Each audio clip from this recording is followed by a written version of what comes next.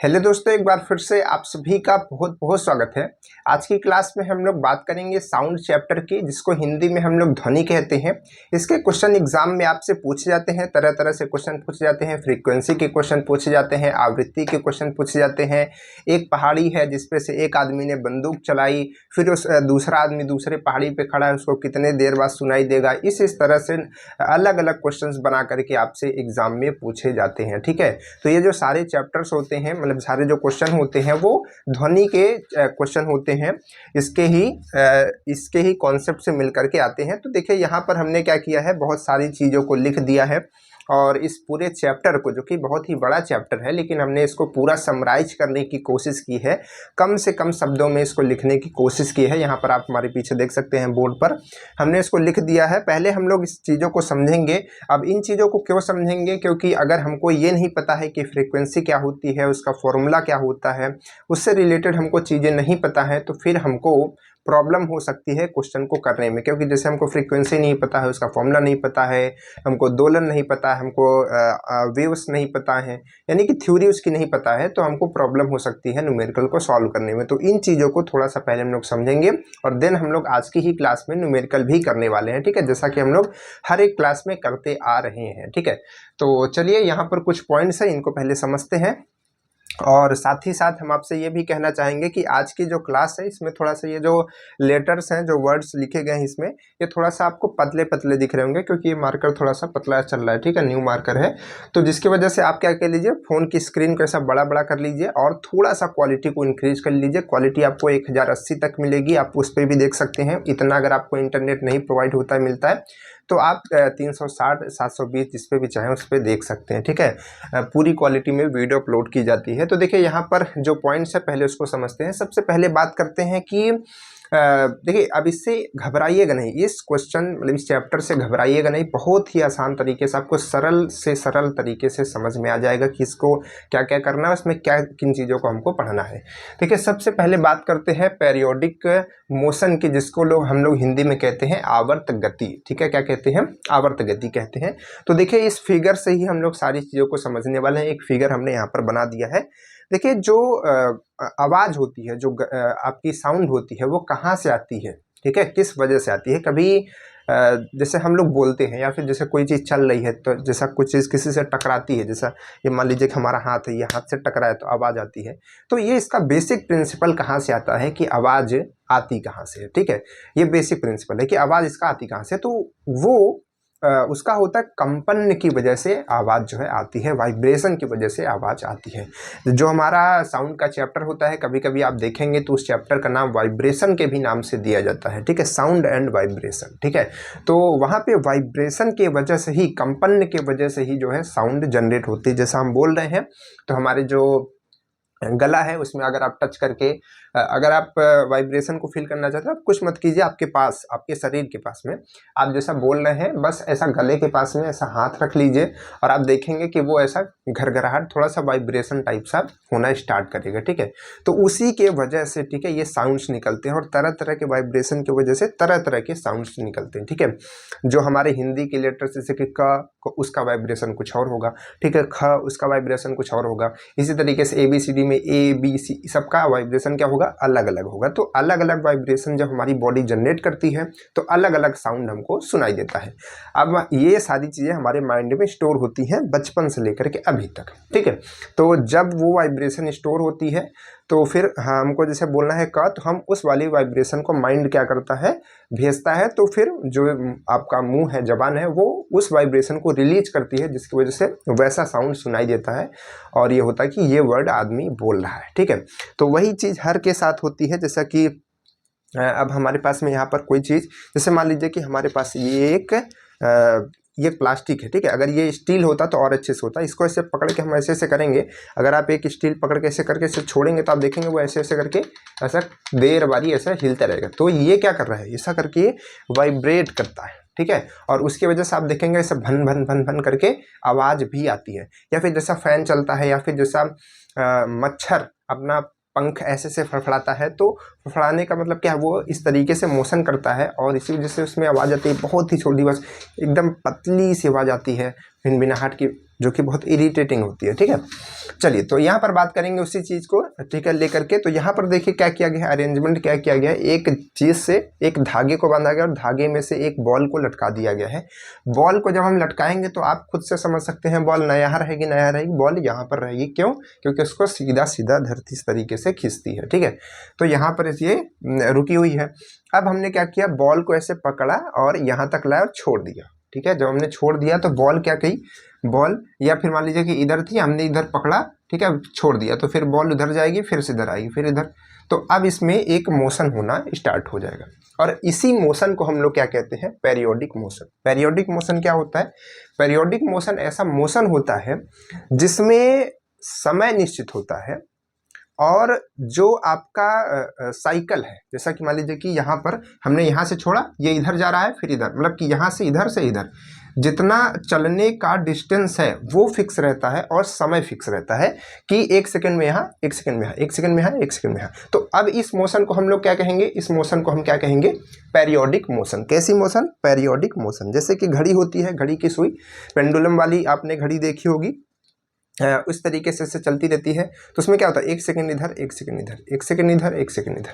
तो ये क्या कर रहा है, इसका जो पथ है, ठीक है, जो इसका रास्ता है वो भी निश्चित है और साथ ही साथ समय भी इसका निश्चित है। उतने ही समय में उतना रास्ता जो है बार बार वो यहाँ पर कर रही है, कैरी कर रही है। ठीक है, तो उसको हम लोग क्या कहते हैं, पेरियोडिक मोशन कहते हैं। बस इसके बारे में आपको इतना जानना है। ठीक, क्योंकि आपकी ये कोई थ्योरी क्लास नहीं है, आप कंपटीशन की तैयारी कर रहे हैं, तो ये सब डिफिनेशन लिखने से आपका कोई फ़ायदा नहीं है। ये ऑलरेडी आप लोग क्लास 9th में, क्लास 11th में पढ़ चुके होंगे। ठीक है, चलिए बात करते हैं यहाँ पर उसके बाद अगला वाइब्रेशन की। वाइब्रेशन को हम लोग 2 चीज़ों से जानते हैं, एक होता है दोलन और एक होता है कंपन।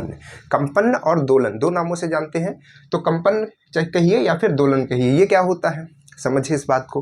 ठीक है, अब जैसे हमने क्या कहा, हमने कहा कि हमने इसको यहाँ से लेकर, मतलब यहाँ पर था तो हमने इसको इधर मोशन किया, तो जब इधर से हमने छोड़ा तो ये इधर गया, फिर इधर से करके यहाँ पर आया। ठीक है, तो इसमें कितना डिस्टेंस ट्रेवल किए, यहाँ से यहाँ गया, फिर यहाँ, फिर वापस यहाँ। तो ये क्या हुआ, एक दोलन हुआ। इसको हम लोग क्या कहते हैं, एक दोलन कहते हैं या फिर एक कंपन कहते हैं। जब पेरियोडिक मोशन में हम किसी भी वस्तु को एक जगह से, मतलब जहाँ से उसकी इनिशियल पोजीशन है वहाँ से उठाते हैं, मतलब वहाँ से उसका मूवमेंट होता है और फिर लास्ट में वहीं पर आता है, तब एक दोलन कंप्लीट होता है। ठीक है, जैसा कि देखिए यहाँ से ये इधर गया, फिर इधर पूरा गया, फिर वापस वहीं पर आ गया, तो ये क्या हुआ, एक दोलन कंप्लीट हुआ। ऐसा नहीं कि यहाँ गया फिर यहाँ आ गया, तो आपने कहा कि ये यहीं वापस तो आ गया, तो एक दोलन हो गया, नहीं, आधा है ये, यहाँ जाएगा फिर वापस जब आएगा तब।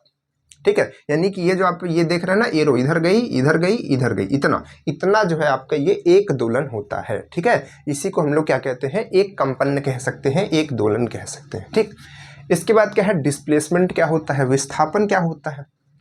विस्थापन क्या होता है, विस्थापन होता है कि जैसे ओ से लेकर के ए तक गया तो इतना विस्थापन।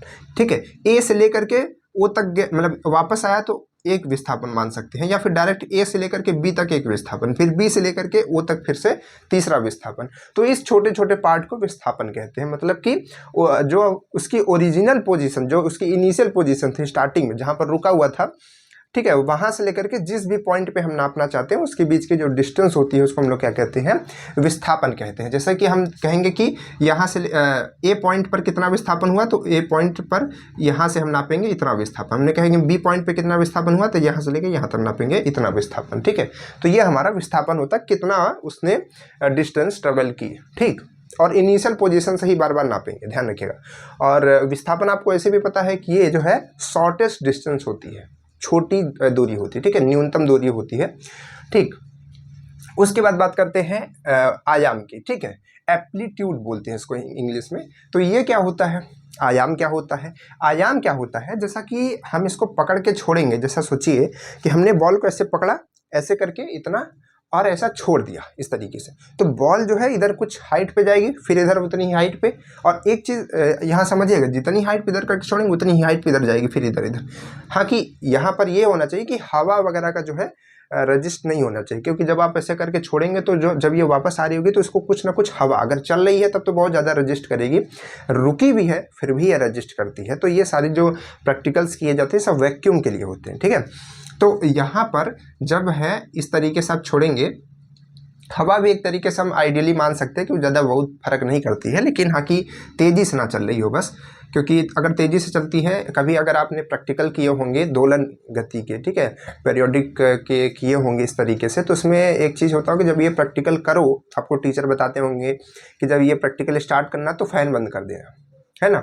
अगर आपने किया होगा तो इस चीज़ से फेस किया होगा, तो यहाँ पर होता है कि ये फ़ैन बंद कर देना। क्यों होता है? क्योंकि ये इसके मोशन को डिस्टर्ब कर सकता है। तो यहाँ पर क्या होगा कि जब हम इसको पकड़ करके ऐसा छोड़ते हैं तो ये जितनी हाइट जा सकती है, हाईएस्ट यहाँ तक गई, फिर इसके बाद हाईएस्ट, ठीक है। अब इससे आगे ये नहीं जा रही, इसी पे क्या कर रही है, ऐसा मोशन कर रही है। तो जो ये एकदम हाइट तक जा रही है, हाईएस्ट हाइट तक जा रही है, उसी को हम लोग क्या कहते हैं, उसी को हम लोग आयाम कहते हैं। क्या कहते हैं? उसी को आयाम कहते हैं। तो आयाम इसका क्या होगा, O से B होगा या फिर O से A होगा, ठीक है, दोनों बराबर होंगे। तो O से B कह दीजिए, यानी कि OB कह दीजिए, या फिर OA कह दीजिए, ये आपका क्या हो जाएगा, इसका आयाम हो जाएगा, ठीक है। इसके बाद क्या है, इसके बाद बात करते हैं टाइम पीरियड, यानी कि आवर्तकाल की। टाइम पीरियड इसको हम लोग कहते हैं आवर्तकाल। आवर्तकाल क्या होता है? आवर्तकाल क्या होता है, जो हमारा दोलन होता है, कहा गया ये दोलन, वाइब्रेशन। तो एक दोलन कंप्लीट होने में, जैसा कि हमने कहा, एक दोलन क्या होता है, एक दोलन होता है कि यहाँ से यहाँ गया, फिर वापस इधर B, फिर यहाँ वापस आया O तक, ठीक है। तो इसको हम लोग क्या कहते हैं, एक दोलन कहते हैं। तो एक दोलन को कंप्लीट करने में जितना समय लगता है उसको हम लोग क्या कहते हैं, उसको हम लोग कहते हैं टाइम पीरियड। क्या कहते हैं? टाइम पीरियड कहते हैं। तो टाइम पीरियड आप किसको बताएंगे कि एक दोलन कंप्लीट होने में जितना समय लगता है उसको हम लोग क्या कहते हैं, टाइम पीरियड कहते हैं। इसको हम लोग किससे रिप्रेजेंट करते हैं, टाइम पीरियड को?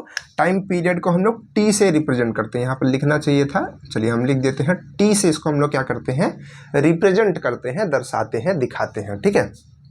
चलिए इसके बाद यहाँ पर बात करते हैं फ्रीक्वेंसी की। फ्रीक्वेंसी क्या होती है, इसको हम लोग हिंदी में क्या कहते हैं, आवृत्ति कहते हैं। ये ऐसा वर्ड है जो थोड़ा बोलचाल की भाषा में कभी न कभी आप लोग ऐसा इस्तेमाल भी करते होंगे, इसकी फ्रीक्वेंसी इतनी है, ठीक है, ऐसा है वैसा है, ठीक है, फ्रीक्वेंसी की बात। तो फ्रीक्वेंसी क्या होती है, ठीक है।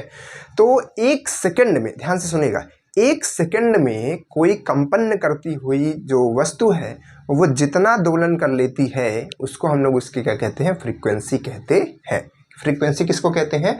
फ्रीक्वेंसी कहते हैं कि एक सेकंड में जितना दोलन कर ले, ठीक है, कोई वस्तु जितना दोलन, उसको हम लोग क्या कहेंगे, उसको हम लोग कहेंगे कि वो उसकी फ्रीक्वेंसी है। कैसे समझिएगा, जैसे हमने कहा कि हमने इस बॉल को, मतलब ये जो बॉल थी, ये बॉल यहाँ गई, फिर यहाँ गई, फिर यहाँ आई, और एक सेकंड लगा।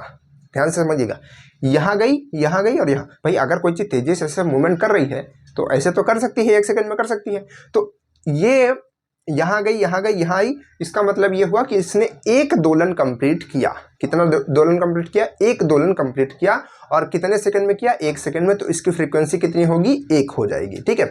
तो एक सेकंड में जितना दोलन कंप्लीट करेगा वही उसकी फ्रीक्वेंसी हो जाएगी। जैसे हमने कहा कि एक सेकंड में ये 10 बार ये ऐसे ऐसे करके कर गया, एक सेकंड में 10 बारी, बहुत तेजी से, मतलब बहुत तेजी से घूम रहा था, ठीक है। तो ये क्या हुआ, इसका फ्रीक्वेंसी कितना हुआ? 10 हो गया। कितना हो गया? 10 हो गया।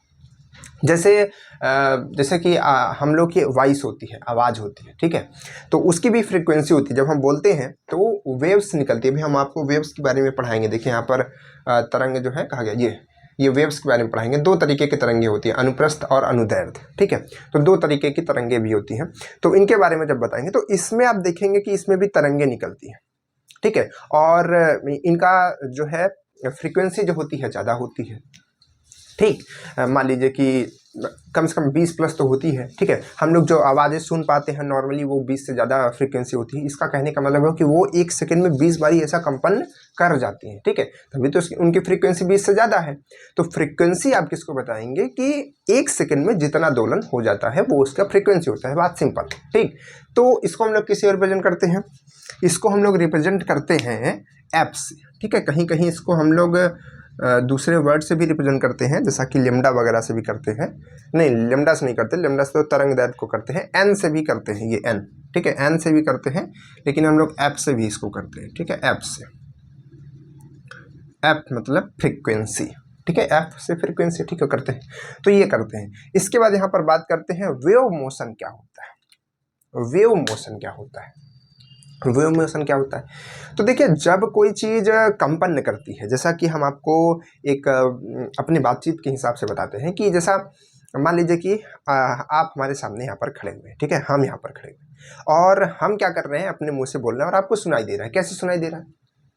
कैसे सुनाई दे रहा है? कोई चीज़ बीच में है, यहाँ पर नहीं सुनाई दे रहा है, मतलब कोई चीज़ है जिसकी वजह से सुनाई दे रहा है। अगर क्या यही चीज़ स्पेस में जाकर के, जहाँ पर वैक्यूम है, ठीक है, जहाँ पर ये इस तरीके से इन्वायरमेंट नहीं है, ठीक है, वहाँ पर जाकर के बोलेंगे तो क्या ऐसा आवाज़ एक दूसरे को सुनाई देगा कि नहीं देगा? किसकी वजह से आवाज़ हमको सुनाई देती है, इस चीज़ को थोड़ा सा समझते हैं, तब हम वेव मोशन को अच्छे तरीके से समझ जाएंगे।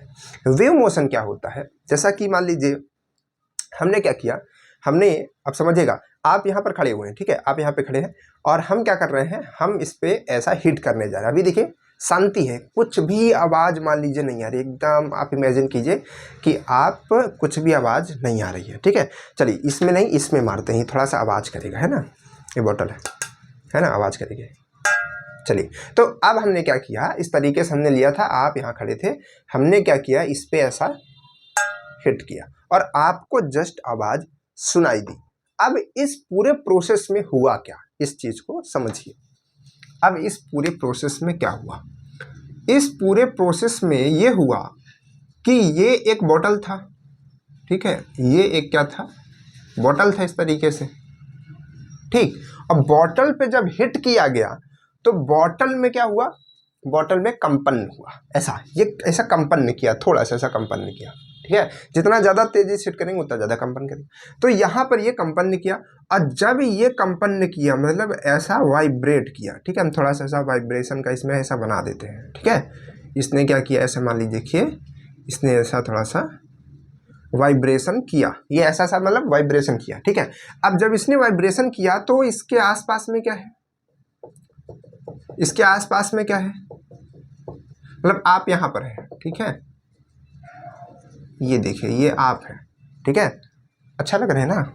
चलिए ये आप है, तो आपका यहाँ पर कान भी है एक तो बहुत अच्छा कान है आपका।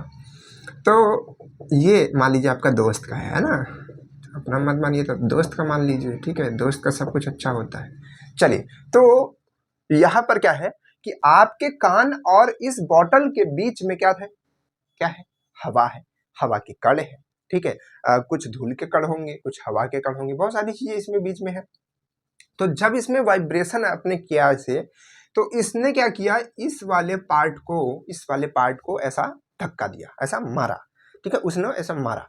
जब उसको ऐसा लगा पीछे से धक्का, तो उसने क्या किया, आगे वाले को ऐसा धक्का मारा, ठीक है। जैसा कि आपने कॉलेज में क्या किया होगा, आपने रोज बनाए होंगे लाइंस प्रेयर करने के लिए, है ना। तो उसमें जैसे आप खड़े रहते थे तो आप ऐसा ऐसा कर दिए, तो क्या होता था कि पूरी लाइन ऐसे हो जाती थी, ठीक है। आप ऐसा पीछे कर दिए तो पूरी पीछे की लाइन ऐसे हो जाती थी। क्या होता था, आपने आगे वाले को धक्का दिया, आपने ऐसा तो नहीं स्टार्टिंग वाले को धक्का दिया था, नहीं, आपने बस इसको धक्का दिया था, इसका धक्का उसको लगा, उसका धक्का, ऐसा धीरे धीरे कम होता है धक्का। लेकिन अगर आपने बहुत ही तेजी से दे दिया तो इसको तो काफी लगेगा, लेकिन आगे वाला हो सकता है फट से गिर जाए। तो यही चीज यहाँ पर होती है कि यहाँ पर इसको इसने ऐसा पुश किया, ऐसा धक्का मारा, वाइब्रेशन, मतलब वाइब्रेशन ऐसे ऐसे होता है, ऐसे ऐसे ऐसे, तो उसने ऐसा धक्का मारा, किसको, इस वाले पार्ट को, मतलब ये जो छोटा छोटा पार्टिकल है, तो इसको मारा, फिर इसने अगले वाले को मारा, फिर अगले, और ये प्रोसेस जो होता है बहुत ही तेजी से होता है, ठीक है। जैसा कि हमने कहा कि जैसे ही हम इसको ऐसा मार रहे होंगे, एक सेकेंड मार रहे होंगे, ये तुरंत सुनाई दे रहा होगा, तुरंत। तो मतलब ये जो इसके चलने की स्पीड है वो काफी तेज है, ठीक है, ये काफी तेज है, समझ पा रहे हैं। तो जब हम यहाँ पे हिट करते हैं तो ये इसको धक्का मारता है, वो उसको मारता है, और इस वजह से आपके कान के पास में ये सारे जो पार्ट्स हैं वो भी हैं, और ये सारे पार्ट्स मिल करके आपके कान के पर्दे पर, ठीक है, हिट करते हैं। उसमें हैमर होता है, ठीक है, आपने पार्ट्स के बारे में पढ़ा होगा बायो में, तो वो हैमरिंग करता है और जिसकी वजह से आपको वो साउंड सुनाई देता है। क्लियर, मतलब वो साउंड नहीं सुनाई देता है, वो वेव्स होती हैं, वेव्स मतलब जाती है माइंड के पास में, और माइंड उसको कन्वर्ट करता है उस साउंड की, ये किस चीज़ की साउंड होगी, ठीक है, ये किस चीज़ की साउंड होगी, वो उसको डिटरमाइन करता है। क्लियर, तो ये पूरा प्रोसेस होता है साउंड को क्रिएट होने का। और ये हर चीज के साथ में है, ठीक है। जैसा कि आपका स्पीकर है, तो स्पीकर में भी यही चीजें हैं। स्पीकर में आपने अगर देखा होगा ध्यान से कभी स्पीकर खुला हुआ, ठीक है, तो उसमें आपने देखा होगा कि उसमें ऐसा जब गाना बजता है, ऐसा पूरा ऐसा ऐसा धक्का मारता है, ऐसा, ठीक है, ऐसा धक धक ऐसा करके, ठीक है। तो उस वो चीज क्या होती है, उसमें भी एक तरीके का वाइब्रेशन ही क्रिएट होता है, ठीक है। तो उसी वाइब्रेशन और जैसा जिस तरीके से हम यहाँ पर उसको सिग्नल्स भेजते हैं मोबाइल के थ्रू अपने, ठीक है, कन्वर्टर के थ्रू उसमें भेजते हैं, उसी सिग्नल को वो किसमें कन्वर्ट करता है, साउंड में कन्वर्ट करता है, यानी कि वेव्स में करता है, और वेव्स हमारे कानों में जाती है और हमको गाना सुनाई देता है, ठीक है। कभी कभी वो वेव्स बहुत ज़्यादा इफेक्टिव होती हैं, तो कभी आप अगर अभी तो शादी वगैरह का माहौल चल रहा है, तो उसमें आपने देखा होगा कि क्या होता है कि जैसे मान लीजिए आप डीजे के सामने खड़े हैं, ठीक है, डीजे है, अब डीजे के सामने आप खड़े हैं, तो उसमें आप देखेंगे आपके अंदर का पूरा पार्ट हिल रहा है, ऐसा ऐसा धक धक कर रहा है ना, ऐसा झंझन आ जा रहा है। तो ये चीज जो हो रही है, ठीक है, वो किसकी वजह से हो रही है, क्योंकि ये जो पार्टिकल्स है ना बहुत ज्यादा तेजी से हिट कर रहे हैं, आपको हिट कर रहे हैं, ठीक है। अब ऐसा नहीं कि हिट करके सब फेंक देंगे बाहर, ऐसा कुछ नहीं करेंगे, क्यों क्यों नहीं करेंगे ये चीज। और एक चीज जानिए ध्यान से कि जैसा ये वाला पार्टिकल है, तो ये पार्टिकल हमेशा यही रहेगा, ये चल के कभी आपके कान तक नहीं जाएगा। ये जैसे ये पार्टिकल जैसे थोड़ा बड़ा बनाते हैं, ये पार्टिकल हो गया, ये पार्टिकल हो गया, ये पार्टिकल हो गया, ये पार्टिकल, ठीक है, ये पार्टिकल, ये पार्टिकल, ऐसा हो गया। तो बस ये अपने जगह पे से कंपन करके दूसरे को भी कंपन कराता, तीसरे को भी कंपन, वो अपने जगह से कहीं पर नहीं जाता है। ये उसको करेगा, वो उसको करेगा, उसको अपने जगह से कहीं पर भी नहीं जाएगा, वो वहीं का वहीं रहेगा, कहीं नहीं जाएगा, ठीक है। तो ये होता है हमारे साउंड के साथ में, ठीक है। तो ये है, ठीक, क्लियर है, इसको ध्यान रखिए। अब यहाँ पर बात करते हैं कि ये जो चीजें होती हैं, वेव्स जो बनते हैं, ठीक है, वो दो तरीके के बनते हैं। कैसे बनते हैं, दो तरीके के। एक आपका बनता है अनुप्रस्थ तरंगे और एक बनते हैं अनुदैर्ध्य तरंगे, ठीक है। इसका हम आपको कुछ फिगर्स बना करके दिखाना चाहेंगे, उससे आपको और अच्छे से क्लियर होगा। फिगर कैसे रहेगा, देखिए, इसमें क्या होता है कि जो वेव्स होती हैं इस तरीके से फॉर्म होती हैं, इस तरीके से, किसमें, अनुप्रस्थ, इस तरीके से, ठीक है। इस तरीके से वेव्स जो है फॉर्म होती हैं, ठीक। इस तरीके से जो वेव्स हैं वो क्या होती हैं, बनती हैं, फॉर्म होती हैं, ठीक, ये होता है। अच्छा, तो इसमें क्या होता है, एक टॉप पोजीशन होता है, एक लो होता है, फिर टॉप, फिर लो, इस तरीके से इसमें होता है। इसको हम लोग क्या कहते हैं, अनुदैर्ध्य तरंगे। कहाँ पर देखने को मिलती हैं आपको अनुदैर्ध्य तरंगे, आप एक रस्सी लीजिए, आपने ये देखा होगा एक जिम का भी एक पार्ट होता है, एक ऐसा बॉडी, जो लोग जिम करते हैं उसका एक पार्ट होता है, उसमें क्या होता है, ऐसा रस्सी होती है, ऐसा मोटी मोटी थोड़ा रस्सी होती है, और उसको एक पकड़ने का ऐसा होल्ड बना होता है, ऐसा पकड़ लिए, और एक इधर से दो रस्सियाँ, ठीक है, ऐसा पकड़ लिए, और उसको इस तरीके से ऐसा पटका जाता है, ठीक है।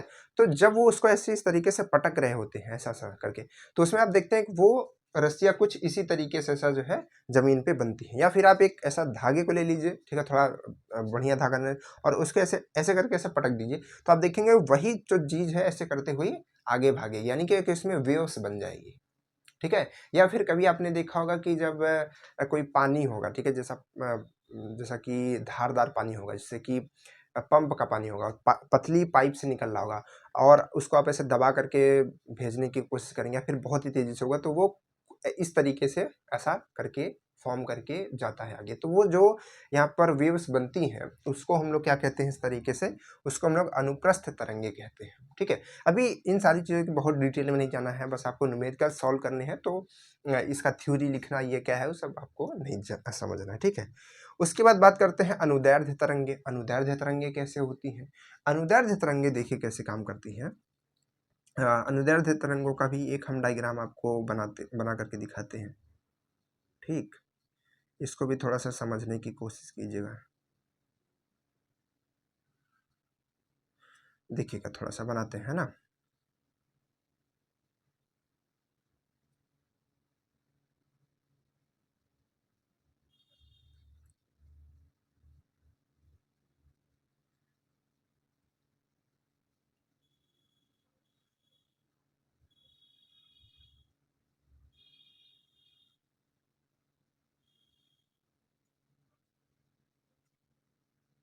ठीक है, ये जो है अगर आप थोड़ा सा ध्यान दे करके देखने की कोशिश करेंगे तो इसमें आपको एक चीज़ दिखेगी। थोड़ा सा और छोटा कर देते हैं तो और अच्छे से दिखेगा। ज़्यादा ही छोटा हो गया क्या? चलिए कोई बात नहीं है। ठीक है, अब आपको ये कुछ ऑडियो क्लिप के जैसा दिख रहा होगा ना, ऑडियो क्लिप। इसमें आप देख पा रहे होंगे कहीं कहीं ये घना है, फिर थोड़ा मतलब डेंसिटी ज़्यादा है, फिर डेंसिटी कम है, फिर ज़्यादा है, फिर कम है, इस तरीके से। तो ये जो है अनुदैर्ध्य तरंगे इस तरीके से काम करती हैं। तो उसमें क्या होता है, जैसे कि हमने बताया ना इधर की ये जो हम लोग ह्यूमन की आवाज़ होती है, आदमियों की आवाज़ होती है, ठीक है, मतलब मनुष्यों की बात कर रहे हैं। आदमी कहें तो यहाँ पर आप मैन मत समझिए, मैन वुमेन सब हो जाएगा, ठीक है। तो उनकी जो आवाज़ होती है वो इसी तरीके से चलती है कि पहले जो है जैसा हमने बोला, तो यहाँ के जो पार्ट्स हैं एकदम डेंस हो जाएंगे, सब दब जाएंगे, फिर आगे वाले को थोड़ा सा छोड़ेंगे, फिर आगे करेंगे। इस तरीके से वो ऐसे ऐसे करते करते चलते हैं, ठीक है। जैसा ऐसा पहले पुशअप किए, फिर कम किए, फिर ऐसे ऐसे करते हुए वो जो है पूरा वेव्स जो है चलती है, ठीक है। तो इस तरीके की जो वेव्स होती है उसको हम लोग क्या कहते हैं, अनुदैर्ध्य तरंगे कहते हैं। बस ये जानिए कि ये जो है ह्यूमंस जो बोलते हैं वो कौन सी तरंगे बोलते हैं, ये ह्यूमंस बोलते हैं, ठीक है, ह्यूमंस, ठीक है। ये जो है ये वाली तरंगे जो है बोलते हैं, मतलब जब वो बोलते हैं तो कौन सी तरंगे निकलती हैं, अनुदैर्ध्य तरंगे होती है, ठीक है, अनुप्रस्थ नहीं होती है, ध्यान रखिएगा। चलिए अब इसके बाद बात करते हैं, क्योंकि थोड़ा सा समय का भी हम लोग को ध्यान रखना है, क्वेश्चन करने हैं, तो आगे बढ़ते हैं। तरंग गति की बात करते हैं। तरंग गति क्या होता है? तरंग गति मतलब जो ये दो तरीके की तरंगे आपने देखी, हमने कहा ना कि आपने एक अनुप्रस्थ तरंगे देखी, आपने एक अनुदैर्ध्य तरंगे देखी। तो इसमें से जो अनुदैर्ध्य तरंगे होती हैं जो हम लोग सुनते हैं इस तरीके से, उसकी जो गति है उसको निकालने का क्या फॉर्मूला होता है, ठीक है। तो उसको हम लोग किस तरीके से निकाल सकते हैं, तो उसका जो फॉर्मूला होता है चाल उसकी निकालने का, गति निकालने का, तो चाल बराबर होता है आवृत्ति इंटू तरंग दैर्ध्य। अब इसमें आपको एक वर्ड जो है नया सुनने को दिख रहा है, तरंग दैर्ध्य, ठीक है। तो तरंग दैर्ध्य और आवृत्ति और चाल, चाल के बारे में आप जानते हैं, आवृत्ति क्या होती है, फ्रीक्वेंसी होती है, तरंग दैर्ध्य होती है, ठीक है। तो अब हम लोग जब क्वेश्चंस करते रहेंगे तो इसमें जब न्यूमेरिकल आएंगे तो उस तरीके से हम इन सारी चीज़ों को अच्छे से समझ लेंगे और इसके न्यूमेरिकल भी करेंगे। तो बस आपको इसमें जो इसकी गति है इसको निकालने की, तरंग की, इसको आपको फॉर्मूला याद रखना है कि चाल बराबर आवृत्ति इंटू तरंग दैर्ध्य होता है, यानी कि v से हम लोग चाल को रिप्रेजेंट करते हैं। और यहाँ पर फ्रीक्वेंसी को आप एफ से कर लीजिए, क्योंकि एफ ज़्यादा प्रचलित है, एन थोड़ा कम है, तो यहाँ पर एफ कर लीजिए, तो एफ इंटू लेमडा हो जाएगा, ठीक है। अगर यहाँ पर आप देखेंगे एफ बराबर क्या होता है, यानी कि आपका जो फ्रीक्वेंसी होता है, ठीक है, फ्रीक्वेंसी बराबर क्या होता है, तो फ्रीक्वेंसी बराबर आपका होता है 1/t। टी क्या होता है, टी आपका होता है आवर्तकाल, टाइम पीरियड, ठीक है। टाइम पीरियड क्या होता है, एक दोलन को कंप्लीट होने में लगा हुआ समय क्या होता है आपका, टाइम पीरियड होता है, ठीक है। इसको ध्यान रखिए। इसके बाद ये, अच्छा हाँ, इसके बाद देखिए ये जो क्वेश्चन है ना बहुत इंपॉर्टेंट है, इससे क्वेश्चन भी पूछे गए एग्जाम में, पूछे गए हैं। तरंग की तीव्रता, क्योंकि ये सारी चीजें जो है बच्चे पढ़ के रखे होते हैं लेकिन इन चीजों को भूल जाते हैं। आप अगर पढ़ रहे हैं तो आप ये इन चीजों को थोड़ा बहुत रिकॉल कर पा रहे होंगे कि ये हमने थोड़ा बहुत पढ़ा है, ये पढ़ा है, ये पढ़ा है, ठीक है। लेकिन ये आपको थोड़ा ध्यान नहीं आ रहा होगा, ये क्या है, तरंग की तीव्रता। तो जो चीज छूटती है वहीं से ज्यादातर क्वेश्चंस बनते हैं। तो तरंग की तीव्रता क्या है, तरंग की तीव्रता जिसको हम लोग आई से रिप्रेजेंट करते हैं, ये किसके बराबर होती है, ये जो है समानुपाती होती है, समानुपाती होती है आयाम के वर्ग के, ठीक है। तो जो तरंग की तीव्रता होती है वो आयाम के वर्ग के समानुपाती होती है। आयाम क्या है, आयाम यानी कि एप्लीट्यूड, ठीक है। इसको हम लोग ए से रिप्रेजेंट करते हैं, किससे रिप्रेजेंट करते हैं, इसको हम लोग ए से रिप्रेजेंट करते हैं। इसको भी आपको ध्यान रखना है, ठीक है।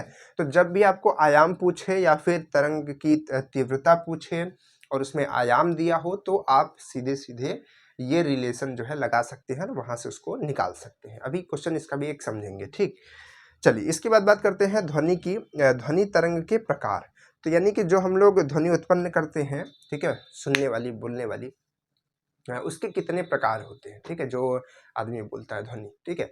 तो यहाँ पर अब हम ध्वनि तरंग की बात कर रहे हैं। तरंग हमने कहा तरह तरह से होती हैं, ठीक है, बहुत तरह तरह से अनुप्रस्थ तरंगे होती हैं, अनुदैर्ध्य होती हैं। तो इसमें सब ध्वनि की तरंगे नहीं है, कुछ आपकी रेडियो एक्टिव तरंगे हैं, ठीक है, वेव्स हैं, कुछ इलेक्ट्रिक तरंगे होती हैं, तरह तरह से तरंगे होती हैं बहुत, ठीक है। जरूरी नहीं कि सब आवाज की ही तरंगे हो, बहुत सारी तरंगे आपको सुनाई नहीं देंगी, ठीक है। बहुत सारी तरंगे आपको सुनाई नहीं देंगी। वही तो समझने जा रहे हैं। तो ध्वनि की जो तरंगे होती हैं वो 3 तरह की होती हैं। एक होती है श्रव्य। श्रव्य क्या होता है? श्रव्य क्या मतलब होता है कि जो तरंगे सुनी जा सके, ठीक है, हमारे कानों के द्वारा। तो अगर किसी भी तरंग की फ्रीक्वेंसी 20 से मतलब 20 से ज़्यादा है, 20 है या फिर 20 से ज़्यादा है, और कहाँ तक ज़्यादा है? 20,000 तक। 20 से 20,000 तक अगर है, ठीक है, 20 से 20,000 क्या? हर्ट्ज, ठीक है। अगर इतनी उसकी फ्रीक्वेंसी है तो हम उस आवाज को श्रव्य कर सकते हैं, यानी कि वो श्रव्य तरंगे होती हैं, यानी कि वो आवाजें सुनी जा सकती हैं एक ह्यूमंस के द्वारा, ठीक है। एक आदमी कौन आवाजों को सुन सकता है, किन आवाजों को सुन सकता है? जो कि 20 हर्ट्ज से ज़्यादा होनी चाहिए और 20,000 से कम होनी चाहिए, ठीक है। जैसा कभी कभी आपने देखा होगा कि दोस्त है, ठीक है, क्लास है, और क्या हो रहा है कि क्लास में कोई बच्चा धीरे धीरे बात कर रहा है, एकदम धीरे धीरे बात कर रहा है। जैसा कि आप मान लीजिए कि पीछे की सीट पे बैठे हैं, टीचर आगे पढ़ा रहे हैं, ठीक है, और पीछे की सीट पे 3 लोग बैठे हैं, 2 लोग बात कर रहे हैं बहुत धीरे धीरे।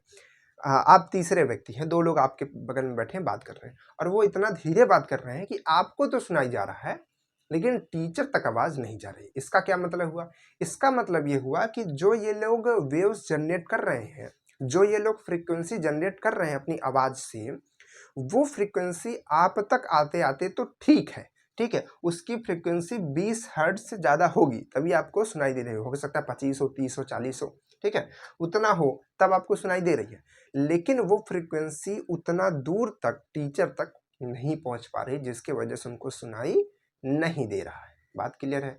यही चीज हम लोगों के साथ भी है। भाई धरती है, धरती पे लाखों करोड़ों लोग हैं, ठीक है, लाखों करोड़ों चीजें हो रही हैं, कहीं कुछ टूट रहा होगा, कहीं कुछ फट रहा होगा, कहीं कुछ हो रहा होगा।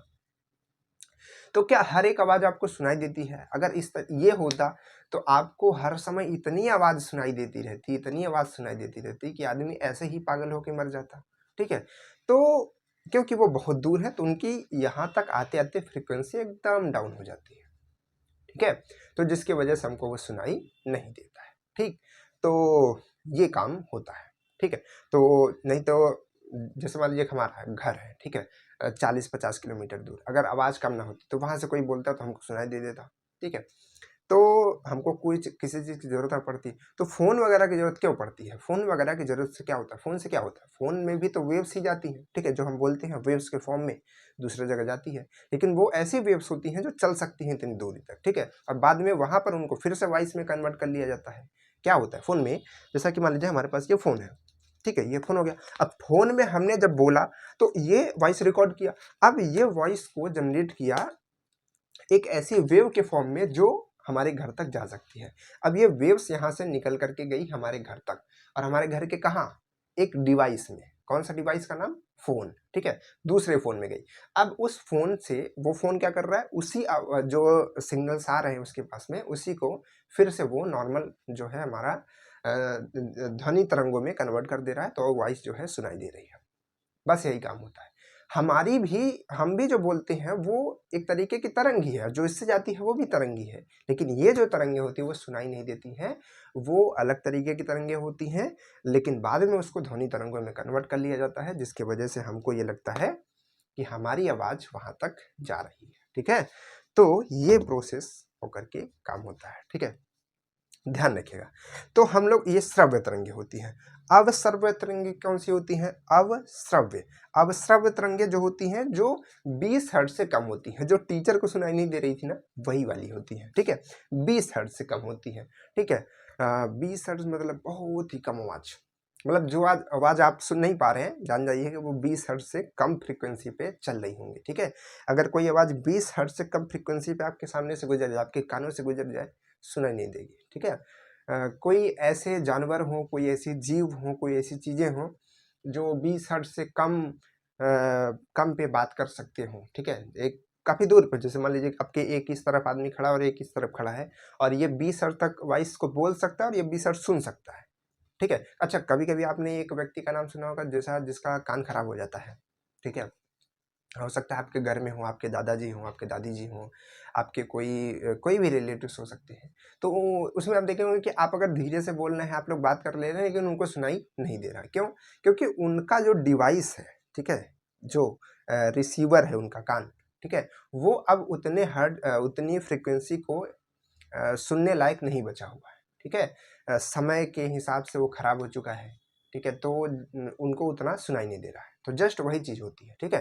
तो वही समझ लीजिए कि अगर आप ठीक ठाक भी हैं और कोई अगर 20 हर्ट्ज से कम पे बात कर लेता है तो आपको सुनाई नहीं देगा। तो कोशिश कीजिए कि कैसे 20 हर्ट्ज से कम पे बात की जाए कॉलेज में एग्ज़ाम में नकल करने के लिए, है ना। चलिए कोई बात नहीं है, अब आइडिया बता दिए हैं, करना आपको है। चलिए इसके बाद क्या है, अब कहेंगे सर आप नकल करा रहे हैं। इसके बाद क्या है, इसके बाद है कि पराश्रव्य तरंगे क्या होती है। पराश्रव्य तरंगे क्या होती है? पराश्रव्य तरंगे बहुत ज़्यादा हाई फ्रीक्वेंसी की होती है, ठीक है। 20,000 से ज़्यादा, 20,000 हर्ट्ज से जो ज़्यादा तरंगे होती हैं वो इस पे होती हैं। और इन सब आवाज़ों को कौन सुन सकता है? कुछ कुछ जानवर हैं, जैसे कि चमगादड़ वगैरह हो गए, ठीक है।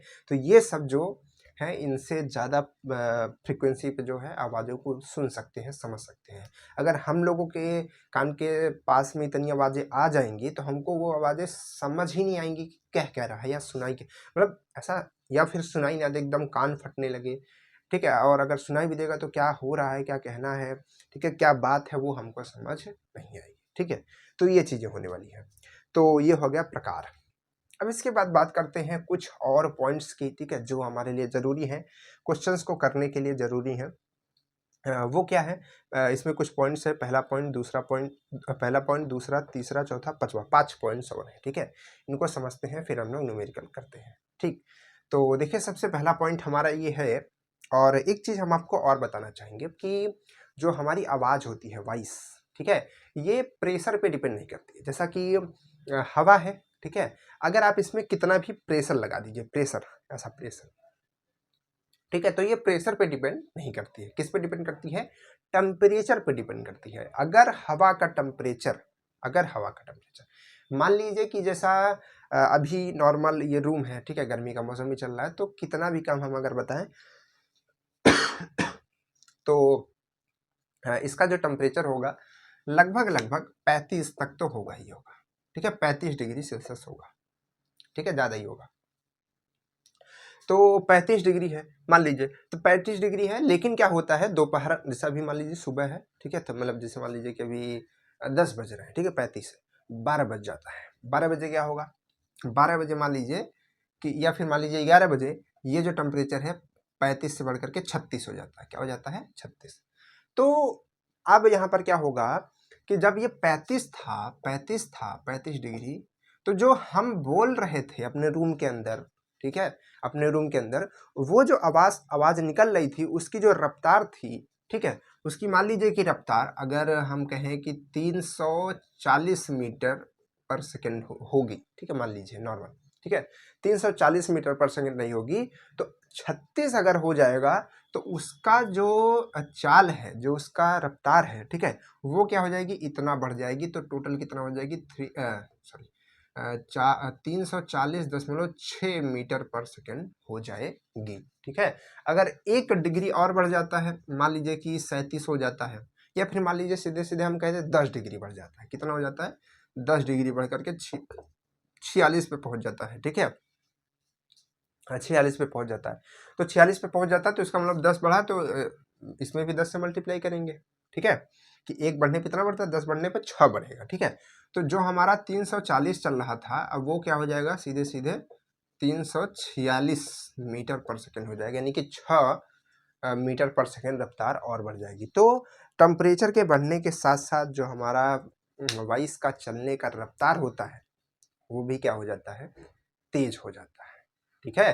तो ठंडी में तेज बोलिए तब सुनाई देगा, और गर्मी में धीरे बोलिए तब भी सुनाई देगा, ठीक है। इस बात को आपको ध्यान रखना है कि टेम्परेचर के ऊपर ये डिपेंड करती है। और कैसा डिपेंड करती है कि 1 डिग्री अगर आप तापमान बढ़ाते हैं तो ध्वनि कितना बढ़ेगी, ध्वनि का वेग कितना बढ़ेगा, 0.6 बढ़ेगा, ठीक है।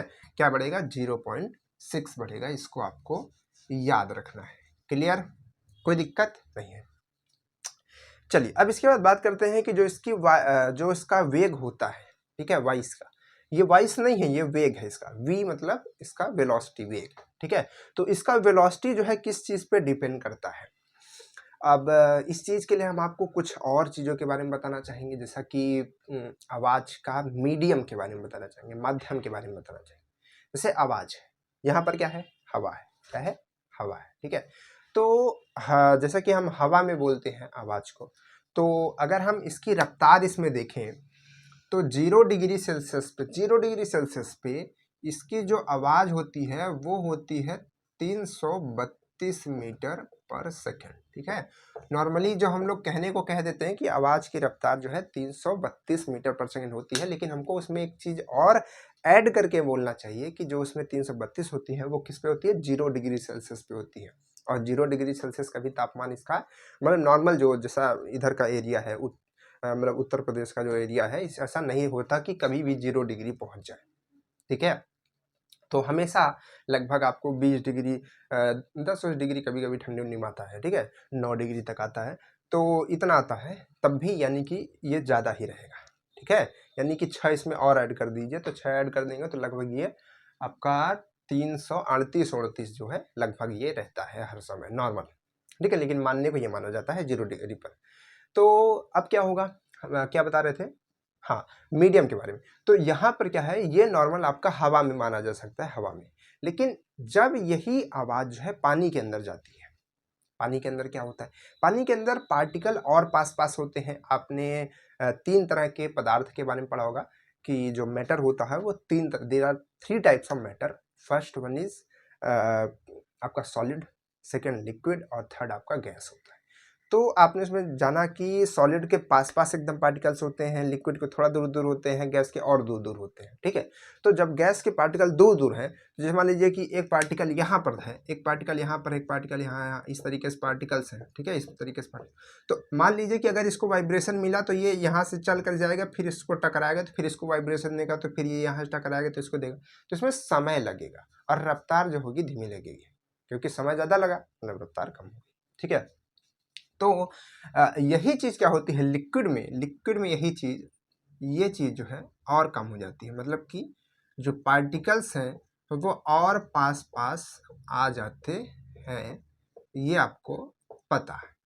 तो जिसकी वजह से क्या होता है, ये तुरंत इसको दिया, फिर वो उसको दिया, इसको दिया, तो यहाँ पर जो है गति जो है हमारी आवाज़ की, वॉइस की, वो बढ़ जाती है, ठीक है। लगभग शायद 4 गुना होती है, मतलब कि जैसे इसमें इतना होती है ये हवा में, तो पानी में यानी कि लिक्विड में इसका शायद 4 गुना होती है, ठीक है। और सॉलिड की बात करते हैं, सॉलिड में ये और बढ़ जाता है। क्यों सॉलिड में बढ़ जाता है, क्योंकि सॉलिड में जो है ये जो है आपका गैप्स है वो और ही कम हो जाता है, ठीक है। ये जो पार्टिकल्स का गैप है ये और भी कम हो जाता है, जितना ये इसमें ये आप जगह छोटा छोटा देख पा रहे हैं, ये सब भी जो है फिल हो जाता है, इतना पार्टिकल्स हो जाते हैं, तो तुरंत मारा धक्का खटखट, है ना। कभी आप जैसा नॉर्मल आदमी वाइज कर रहा है, या फिर जैसा क्या कीजिए, इस चीज़ को प्रैक्टिकल के लिए बता रहा है, आपके पास डेस्क होगी जिस पे आप बैठ करके पढ़ते होंगे, या फिर कोई भी तखत उखत जो भी होगा, उस पर क्या कीजिए, ऐसे हाथ से ऐसे मारिए, ठीक है, और उस आवाज़ को सुनिए, कोई दिक्कत होगी नहीं होगी। अब आप क्या कीजिए, ऐसे कान को ऐसा रख लीजिए, ठीक है, उस पर जो आपका तखत है या फिर जो आपका टेबल है उस पर रख लीजिए, ऐसा इस तरीके से कान को, ठीक है, ऐसा खाली रहने, उस पर कोई चीज़ नहीं रहनी चाहिए कि कोई कपड़ा हो या कुछ हो, वो सब नहीं रहना चाहिए, सीधा वो लकड़ी हो, ऐसा रखें। और फिर उसके बाद आप उस पर ऐसा ऐसा हिट कीजिए, फिर आपको वो आवाज़ बहुत ज़्यादा तेज़ी से सुनाई देगी, ठीक है। लगभग जो है कहा जाता है कि मतलब डेटा के हिसाब से कि ये जो हवा में होती है और जो सॉलिड में होती है, सॉलिड में लोहे को यहाँ पर रेफरेंस लेकर के बता रहे हैं, लोहे में जो होती है हवा के लगभग 15 गुना उसका वेग जो है बढ़ जाता है, ठीक है। तो ये चीज़ होती है। तो जैसे कि जैसे डेंसिटी बढ़ती जाएगी, अब यहाँ पर क्या हो रहा है, डेंसिटी का ही खेल हो रहा है भाई, हवा है ज़्यादा दूर दूर पार्टिकल है, मतलब डेंसिटी कम है, पानी है उससे ज़्यादा डेंसिटी है उसकी, ठीक है, सॉलिड है उससे ज़्यादा डेंसिटी, तो जितना ज़्यादा मटेरियल डेंस होगा, ठीक है, ज़्यादा घना होगा, उसमें वॉइस के चलने की, आवाज़ की चलने की गति जो होगी उतनी ही ज़्यादा होगी, ठीक है। जैसे कि अब आपसे हम एक क्वेश्चन करना चाहते हैं कि अगर मान लीजिए कि दो मटेरियल है, ठीक है, अभी मटेरियल की डेंसिटी क्या होती है क्या नहीं उस चीज़ से नहीं करना है, बस हम एक बता रहे हैं कि एक मटेरियल x है और एक मटेरियल y है, इसकी डेंसिटी मान लीजिए कि 100 है, ठीक है, और इसकी डेंसिटी क्या है मान लीजिए कि 150 है, ठीक है, क्या है उसकी 100 है और इसकी 150 है, इसकी डेंसिटी इतनी है, इसकी डेंसिटी।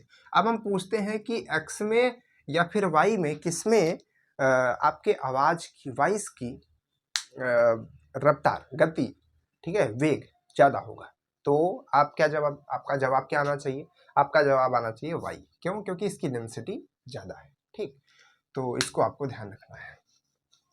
चलिए देखिए, तो यही जो रिलेशन हम आपको बता रहे हैं वेग और डेंसिटी का, यहाँ से बन करके ये हमारे पास फार्मूला आता है, ठीक है, ये फार्मूला हमारे पास आता है, तो ये फार्मूला बनता है और इसी फार्मूले में जब यहाँ पर ये आपका चिन्ह होता है प्रोपोर्शनल का, इसको हटाते हैं तो यहाँ पर एक कांस्टेंट आता है। कांस्टेंट क्या है, ये एक वैल्यू निकाली जाती है इसकी, तो इसको हम लोग कहते हैं ई से डिनोट करते हैं, या फिर कभी कभी गामा से भी इसको डिनोट करते हैं, तो इसको हम लोग क्या कहते हैं, अनु नहीं, प्रत्यास्थता गुणांक कहते हैं, ठीक है, क्या कहते हैं, प्रत्यास्थता गुणांक, ठीक है, तो ये सब न्यूमेरिकल अभी जब आएंगे तो करेंगे, ठीक है, तो इसको ध्यान रखिएगा, ये वाला फॉर्मूला भी ध्यान रखिएगा और ये भी ध्यान रखिएगा, दोनों ध्यान रखिएगा, ठीक, प्रत्यास्थता गुणांक ये होता है, ये डेंसिटी होती है आपकी, ठीक है, घनत्व जिसको हम लोग कहते हैं, और अंडर रूट लगा होता है, इसमें भी लगा है छोटा सा। चलिए इसके बाद देखिए क्या लिखा है यहाँ पर, ये वाला पॉइंट बहुत ही इंपॉर्टेंट है, आपके लिए काम आ सकता है, हो सकता है इस पर डायरेक्ट क्वेश्चन आ जाए। क्वेश्चन है कि जब ध्वनि एक माध्यम से दूसरे माध्यम में जाती है, जैसा कि आवाज़ क्या है, आवाज़ जैसा कि आपने देखा होगा दरवाज़ा बंद है, सब कुछ बंद है, या फिर किसी, जैसे मान लीजिए कि ये बॉटल है, ठीक है, बॉटल के अंदर क्या है, बॉटल के अंदर क्या है, पानी है, तो अगर हम इस तरीके से ऐसा करते हैं तो आवाज़ आती ही नहीं आती है, ऐसा छलकने की, पानी छलकने की, कैसे आ जा रही है, तो इसका मतलब ये हुआ कि जो इसके अंदर पार्ट्स होंगे जब वो टकरा रहे होंगे तो जो आवाज़ होगी, जो वेव्स होगी, अंदर हवा है, अंदर तो थोड़ी बहुत हवा होगी, ठीक है, खाली है, पानी भी है, तो वो जो है इससे होकर के बाहर आ रही होगी, मतलब कि वो हवा से इस लोहे में घुस रही होगी, फिर लोहे से फिर से हवा में आ रही होगी, ठीक है, तो यहाँ पर वो अपना माध्यम चेंज करेगी, कभी हवा से सॉलिड में, सॉलिड से ऐसा करके जा रही है, ठीक है, या फिर जैसा कि एक एग्जांपल और बताना चाहेंगे, जैसा क्या होता है, पानी है, जैसे पानी भरा हुआ है, एकदम बड़ा सा तालाब है, ठीक है, उसके अंदर आप हैं डूबे हुए, और वहाँ पर आप क्या कर रहे हैं, वहाँ पर आप ऐसा ताली जो है पीट रहे हैं या फिर कुछ भी आवाज़ कर रहे हैं, ठीक है, तो बाहर जो है अगर आवाज़ जो भी निकल रही है थोड़ा बहुत कम या ज़्यादा, ठीक है, उसका मतलब हुआ कि एक माध्यम से दूसरे माध्यम में आवाज़ जो है आ रही है, ठीक है, इसी को कहते हैं।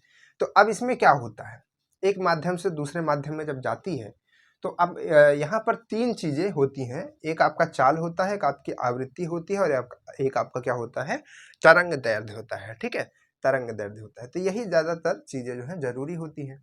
तो अब इसमें क्या है कि इसमें आपका ये v यानी कि वेलोसिटी, और ये आपका लेमडा यानी कि आपका तरंग दैर्ध्य, ठीक है, तो लेमडा और तरंग दैर्ध्य जो होता है ये बदलता नहीं है, ठीक है, ये बदलता नहीं है, सॉरी ये बदलता है, मतलब वेग बदलता है, वेग तो बदलेगा यार, वेग बदलता है और लेमडा जो है बदलता है, लेकिन आवृत्ति आपकी नहीं बदलती है।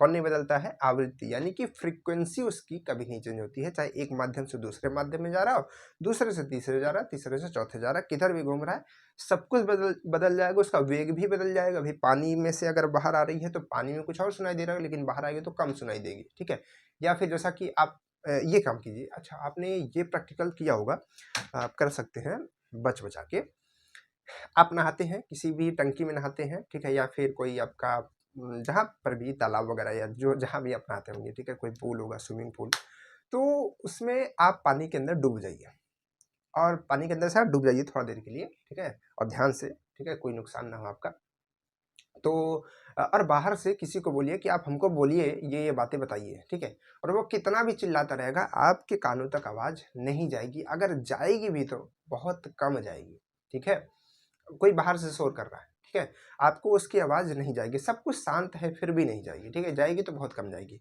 तो इसका मतलब क्या हुआ कि जो हवा में रफ्तार यहाँ पर आपको देखने को मिल रही है वो उसके अंदर जो है नहीं घुस पा रही है, ठीक है, उसके अंदर नहीं घुस पा रही है। अब ये मत सोचिएगा कि यहाँ पर हवा में ज़्यादा है पानी में कम है, ऐसा नहीं है, पानी में कम नहीं है, पानी में ज़्यादा है, लेकिन पानी के अंदर वो नहीं जा पा रही है अभी, ठीक है। तो यहाँ पर उसका वेग जो है चेंज होता है और आपको उसका तरंग दैर्ध्य चेंज होता है, लेकिन आवृत्ति जो है वो बदलती नहीं है। ठीक है, अच्छा है, बहुत बढ़िया। तो इतनी बातें अगर समझ गए, एक बार स्क्रीनशॉट कर लीजिए। उसके बाद ये लास्ट वाला टॉपिक थोड़ा सा डिटेल में समझाना है, तो बताते हैं फिर।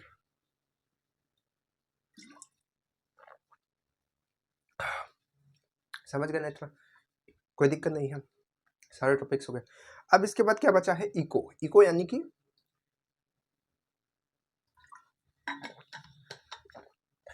कि प्रतिध्वनि, प्रतिध्वनि, गूंज, गूंज कहते हैं। जैसा कि हमारा ये रूम है, या फिर जैसा कि आपने कभी देखा होगा कि क्या होता है कि आप कहीं पर होते हैं और आप जो आवाज़ बोलते हैं और उधर से वही आवाज़ आपको कुछ देर बाद सुनाई देती है, ठीक है। या फिर जैसा नया नया घर बनता है किसी का, तो उसमें कोई भी सामान वगैरह नहीं रखा है, ठीक है, लंबा हॉल है, तो आप ऐसा बोलते हैं तो ऐसा गूंजता है, ठीक है। कहीं आप किसी ऑडी में गए हो कि किसी जगह पे ऐसा बड़ा हॉल हो, तो उसमें आपने देखा होगा कि जब आप ऐसे आवाज़ करेंगे तो उधर से जो है लौट करके आवाज़ वापस आएगी, ठीक है। इस चीज़ को तो समझ पा रहे होंगे, इमेजिन कर पा रहे होंगे। तो इसी चीज़ को हम लोग क्या कहते हैं, इको कहते हैं, प्रतिध्वनि कहते हैं। ध्वनि का उल्टा वापस आना ही क्या कहलाता है, प्रतिध्वनि कहलाता है, गूंज कहलाता है, ठीक है। तो अब एक गूंज में किस तरीके से क्वेश्चन बनते हैं, क्या होता है। गूंज कोई बहुत बड़ी चीज़ नहीं है, गूंज तो बहुत आसान तरीके से क्वेश्चन बनेंगे, आप इसको तुरंत ही कर पाएंगे। कैसे करना है इसको, देखिए क्या होता है, जैसा मान लीजिए कि एक ये दीवार है, ठीक है, ये दीवार है और ये यहाँ पे ज़मीन है, ठीक है, ये ज़मीन है। तो अब यहाँ पर कोई इंसान इस तरीके से खड़ा है, ठीक, एक इंसान यहाँ पर इस तरीके से खड़ा है, हाथ में क्या लेकर के, हाथ में माइक लेकर के ना, ऐसा बोलने वोलने वाला लेकर के खड़ा है, ठीक है, और ये जो है स्पोक कर रहा है, बोल रहा है इधर, ठीक। तो अब क्या होगा, अब जब ये इसमें से बोलेगा तो आवाज़ जो है इधर निकल के जाएगी, आवाज़ जाएगी यहाँ, इधर गई आवाज़ यूं, ठीक है, टकराई दीवार में, यहाँ टकराई, यहाँ टकराई, किधर भी टकराई, और टकरा करके फिर ये वापस आएगी ऐसा यूं, कि यहीं तक आएगी जहाँ तक ये बोला है, ठीक है, मतलब आगे भी जाएगी लेकिन बता रहे हैं। तो ये इस तरीके से इधर है। तो इसमें क्या होगा, इसमें तीन चीज़ें बनेंगी। एक क्या बनेगा, एक ये बनेगा कि ये जो आवाज़ बोला इसकी वेलोसिटी कितनी थी, इसकी वेलोसिटी कितनी थी, और वो वेलोसिटी किस पे डिपेंड करेगी कि हवा में ये काम किया कि पानी के अंदर ये काम किया। और सोचेंगे पानी के अंदर जाके कौन चिल्लाएगा, तो पानी के अंदर ये तो नहीं चिल्लाएगा, आपकी शिप जो पानी वाली जहाज होती है वो पानी के अंदर ऐसा साउंड करती है, सोनार बोलते हैं उसको, ठीक है, जिससे ये पता लगाती है कि कितना गहरा है, कहाँ पर कोई चीज़ है तो नहीं नुकसान हो जाए, तो उसको सोनार का यूज करती है, ठीक है। तो उसमें वो चिल्लाती है, आवाज़ करती है मतलब, ठीक। तो पानी के अंदर भी ये काम होता है। तो यहाँ पर जो है, यहाँ पर ये एक चीज़ होती है इसकी वेग, जो हमारी आवाज़ की रफ्तार। दूसरा ये होता है इसकी डिस्टेंस, ठीक है, इसकी डिस्टेंस। तो ज़्यादातर इसमें डिस्टेंस पे आपसे क्वेश्चन आते हैं। तो जैसा कि अगर मान लीजिए बता दिया कि अब जो दीवार है और जो आदमी खड़ा होकर के बोल रहा है, इसके बीच की डिस्टेंस मान लीजिए कि 100 मीटर है, कितनी है, 100 मीटर है।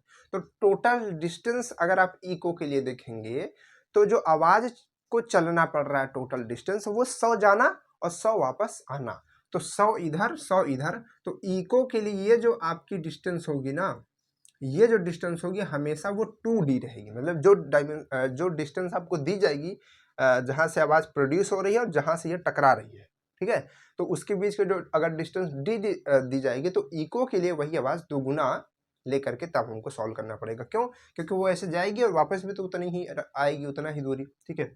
तो ये अब एक चीज़ होता है कि इको सुनाई में समय कितना लगा, ठीक है, तीसरी चीज़। तो अब वो जो समय होता है ऐसा नहीं कि एक तरफ का निकालते हैं, उस टोटल समय को हम लोग टी कहते हैं, जो कि इधर और इधर पूरा आने में काम होता है, ठीक है। तो यहाँ से आपको तीन चीज़ें मिलती है कि वेग मिलता है, कि मतलब कि चाल, दूरी और समय मिलता है। तो चाल और दूरी और समय का तो आपको रिलेशन पता है कि चाल बराबर दूरी बटे समय, तो बस वही चीज़ यहाँ पर भी लग जाती है। तो चाल बराबर क्या होता है, यानी कि चाल बराबर दूरी, दूरी यानी कि 2D बटे समय। तो ये हमारा फॉर्मूला जो है बन जाता है, v बराबर 2D/t, ठीक है। तो यहाँ पर अगर देखिए यहाँ पर क्या लिखा है कि यदि इको टी सेकंड में सुनाई देता है, ठीक है, टी सेकंड में सुनाई मतलब गया फिर आया, तो टी सेकंड लगा, टी सेकंड में सुनाई देता है, तो उस टी को हम कैसे निकालेंगे, उस टाइम को कैसे निकालेंगे।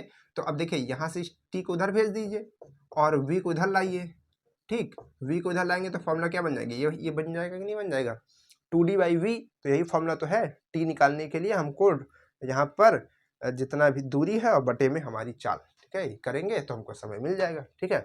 तो ये इको का पूरा सिस्टम हुआ, इसको भी आप ध्यान रखिए, ठीक। चलिए अब हम क्या करते हैं, आगे बढ़ते हैं और इधर से कुछ चीज़ों को हटाते हैं और हम लोग न्यूमेरिकल सॉल्व करते हैं। लेकिन हटाने से पहले आप क्या कर लीजिए, इसको एक बार स्क्रीनशॉट जो है वो कर लीजिए, नहीं तो फिर दिक्कत हो जाएगी, ठीक है। कहने मतलब लिखना होगा या फिर नोट करना होगा, तो एक बार इसको स्क्रीनशॉट कर लीजिए, ठीक है। स्क्रीनशॉट कर लिया होगा, ठीक है, तो इसको स्क्रीनशॉट करके रख लीजिए। अब इसके बाद हम लोग क्या करते हैं, इसके कुछ क्वेश्चन सॉल्व करते हैं। तो यहाँ से हम लोग कुछ चीज़ों को थोड़ा सा हटाते हैं ना, थोड़ा सा जगह बनाते हैं, फिर क्वेश्चन सॉल्व करेंगे।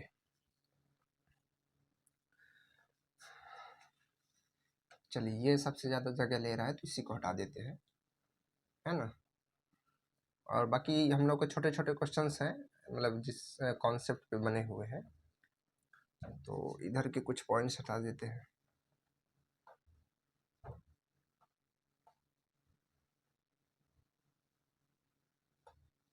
चलिए इतने में तो काम हो जाना चाहिए, है ना,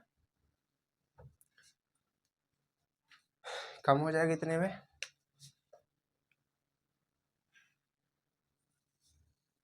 ठीक, चलिए सबसे पहले क्वेश्चन की बात करते हैं। अब आप लोग भी कॉपी पेन निकाल लीजिए, इतना समझाने के बाद आप क्वेश्चन तो कर लीजिएगा, है ना, ध्यान से। अब देखिए मजा भी आएगी क्वेश्चन करने में, है ना। अच्छे अच्छे क्वेश्चंस लेकर के आए हैं आपके लिए। क्वेश्चंस क्या क्या हैं भैया, एक second, question are loading. Google ji question हमारे दिखाइए। गूगल नहीं दिखाता भैया, हमारा ये फोन है, ठीक है, उसमें दिखता है। तो यहाँ पर क्या है कि पहला क्वेश्चन हमारे पास में है, एक तरंग एक तरंग 30 कंपन 2.5 सेकंड में पूरी करती है आपको बताना है कि फ्रीक्वेंसी क्या होगी। मतलब उसमें लिखा है हिंदी में कि फ्रीक्वेंसी क्या होगी, लेकिन हमने ऐसा शॉर्ट में लिख दिया कि एफ क्या होगा, उसका फ्रीक्वेंसी क्या होगी। और हम आपसे फिर से एक बार कहना चाहेंगे कि आप प्लीज़ थोड़ा सा क्वालिटी को इंक्रीज कर लीजिएगा, क्योंकि ये मार्कर न्यू है और जिसकी वजह से ये पतला चल रहा है, ठीक है। धीरे धीरे ये भी सीख जाएगा कि हम लोग की क्लास में मोटा मोटा चलता है तो चलने लगेगा, थोड़ा अभी नया नया है तो ये थोड़ा इतरा रहा है, ठीक है। तो ये हमारे ऑप्शन है, किस तरीके से सॉल्व करेंगे। बहुत ही छोटा क्वेश्चन हमने लेकर के पहले समझाने की कोशिश कर रहे हैं। तो यहाँ पर क्या है कि एक तरंग 30 कंपन इतना सेकंड में करती है, तो आपको बताना है कि एफ क्या होगा, ठीक है, 30 सेकंड में। यानी कि आपको टी दिया है, समय कितना दिया है, 2.5 दिया है, ठीक है। और आपको कंपन यानी कि अच्छा फ्रीक्वेंसी यहाँ पर दिया है, लेकिन पूछ रहा है, एक सेकंड फिर से क्वेश्चन देखते हैं। अच्छा तरंग की आवृत्ति क्या होगी, सॉरी यही तो पूछा है। तो यहाँ पर ये बता रहा है कि इतने समय में 30 बार ये कंपन करता है। और एक चीज ध्यान रखिए, कंपन करना आपका फ्रीक्वेंसी नहीं है, ठीक है। फ्रीक्वेंसी क्या होता है कि एक सेकंड में कितना कंपन किया, यही तो हमने आपको बताया, ठीक है। यही तो हम आपको पूरा समझा रहे थे डिटेल में बार बार कि कंपन क्या होता है, फ्रीक्वेंसी क्या होती है कि एक बार में कितना दोलन किया, एक बार में कितना कंपन किया या फिर दोलन किया या फिर वाइब्रेशन किया। तो एक बार मतलब एक सेकेंड में, सॉरी एक सेकेंड में कितना किया, ठीक है। तो यहाँ पर बताया जा रहा है कि 2.5 सेकंड में इतना किया, तो हम यहाँ से 1 सेकंड का नहीं निकाल सकते हैं, एकदम एक ही नियम के जैसा कि 4 केला 15 रुपए में, तो 20 केला कितने रुपए में, वही चीज कि इतना सेकंड में अगर इतनी बार कंपन कर रहा है तो 1 सेकंड में कितना कर रहा होगा, हम इसी से डिवाइड कर दे तो 1 सेकंड का निकल जाएगा। ठीक है, हमने जैसे ऐसे छोटा सा क्वेश्चन दे रहे हैं कि हमने कहा 20 टॉफी 100 रुपए की मिलती है, तो एक टॉफी कितने की मिली होगी, 100 से 20 में भाग कर दीजिए, इससे कट जाएगा, 20 पंच 100, 5 रुपए की टॉफी मिली होगी, तभी तो आपने 20 टॉफी लिया, 100 रुपए हो गए।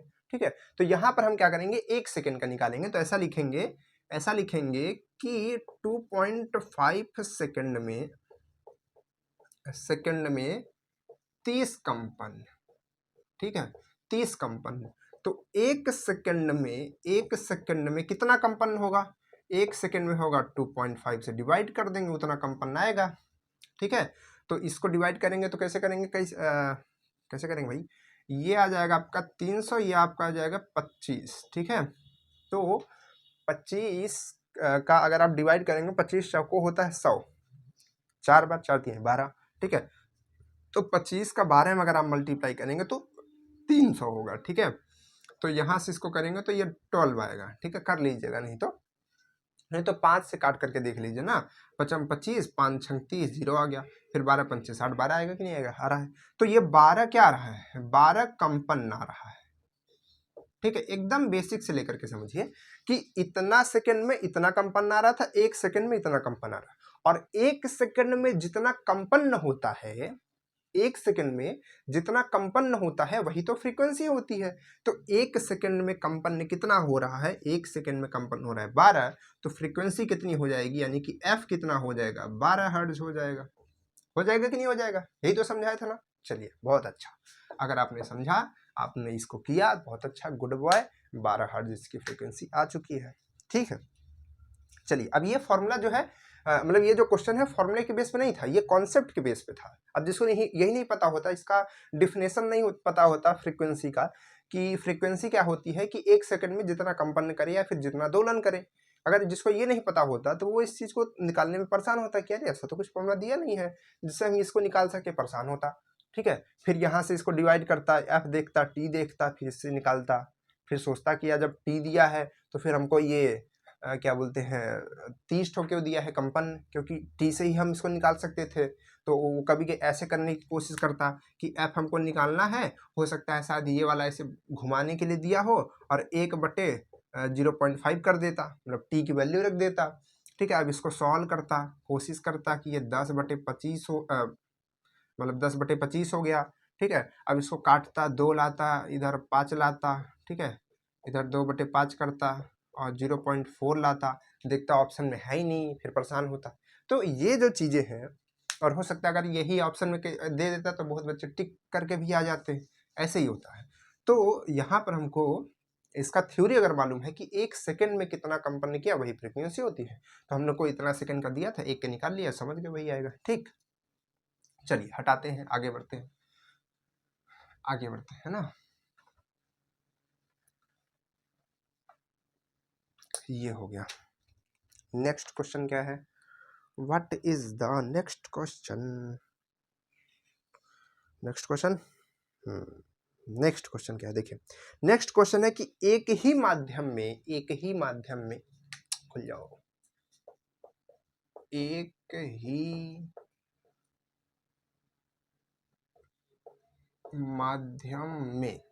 ही माध्यम में दो तरंगों द्वारा संचरित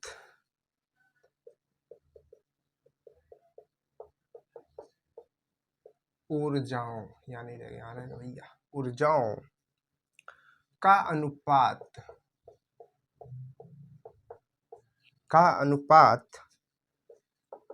9:16 है, 9 है, ये 9। ठीक है, इतना है, इन तरंगों के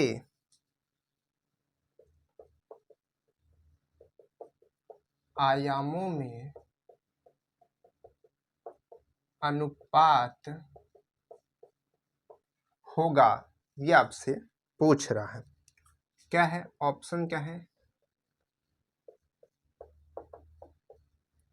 81/256, मतलब रेशियो में 3:4, 9:16 और नन ऑफ दीज। ठीक है, ये आपके पास में क्वेश्चन है। ठीक, ये आपके पास में क्वेश्चन है। क्या है क्वेश्चन? देखिए क्वेश्चन है कि एक ही माध्यम में दो तरंगों द्वारा संचरित, देखो जो तरंगे होती है ना उनके अंदर एक जो है एनर्जी स्टोर होती है, जिसकी वजह से वो क्या करती हैं, एक कण को कंपन कराती, फिर वो अगले को, फिर वो अगले कराता है, ऐसे से वो जो एनर्जी है ऐसे जाती है, बाद में होते होते लास्ट में खत्म हो जाती है। ठीक है, तो उसी को हम लोग क्या कहते हैं, तरंग की तीव्रता कहते हैं, या फिर तरंग की ऊर्जा कहते हैं। ठीक है, यहाँ पे दोनों वर्ड लिख लीजिए, कंफ्यूजन कभी कभी हो सकता है। तरंग की तीव्रता या फिर तरंग की ऊर्जा, या फिर ऊर्जा।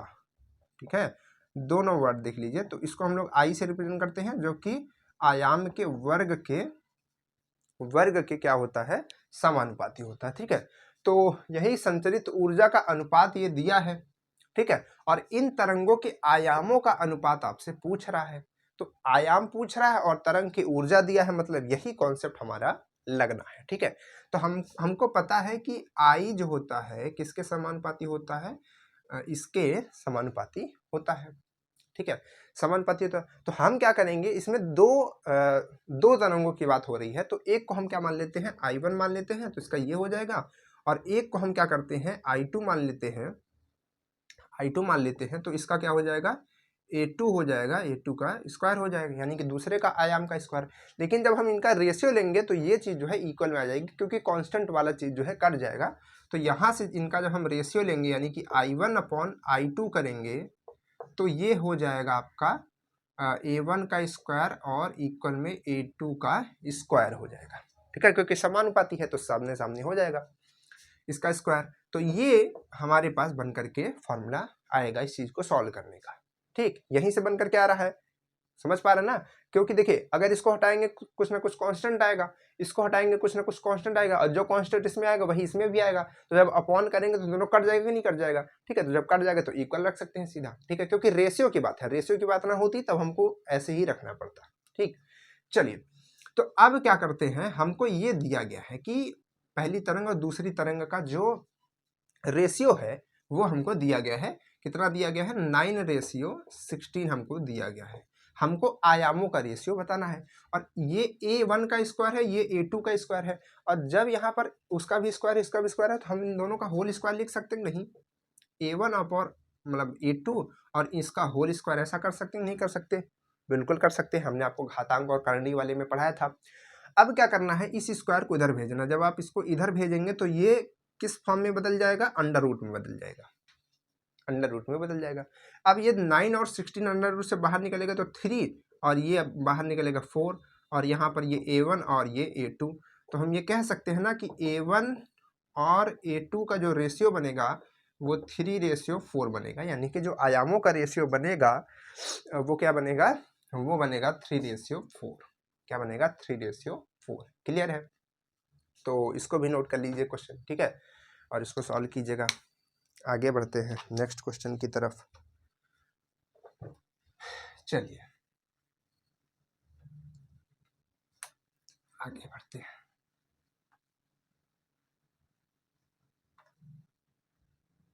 ठीक है, ये हो गया क्वेश्चन हमारे पास में। इसके बाद अगला क्वेश्चन क्या है, अगला क्वेश्चन क्या है, ध्यान से सुनिएगा। अगला क्वेश्चन जो है बढ़िया क्वेश्चन है कि एक पहाड़ी से 100 मीटर दूर ध्वनि उत्पन्न की जाती है। लिख देते हैं क्वेश्चन। एक पहाड़ी से 100 मीटर दूर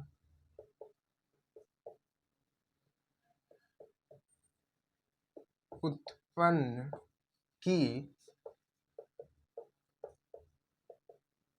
की जाती है, और इसकी प्रतिध्वनि और इसकी प्रतिध्वनि और इसकी प्रतिध्वनि उसी स्थान में जहां से आवाज जनरेट की जाती है, ठीक है, जहां से आवाज उत्पन्न की जाती है उसी स्थान पर 0.6 सेकेंड पश्चात मतलब बाद, ठीक है, बाद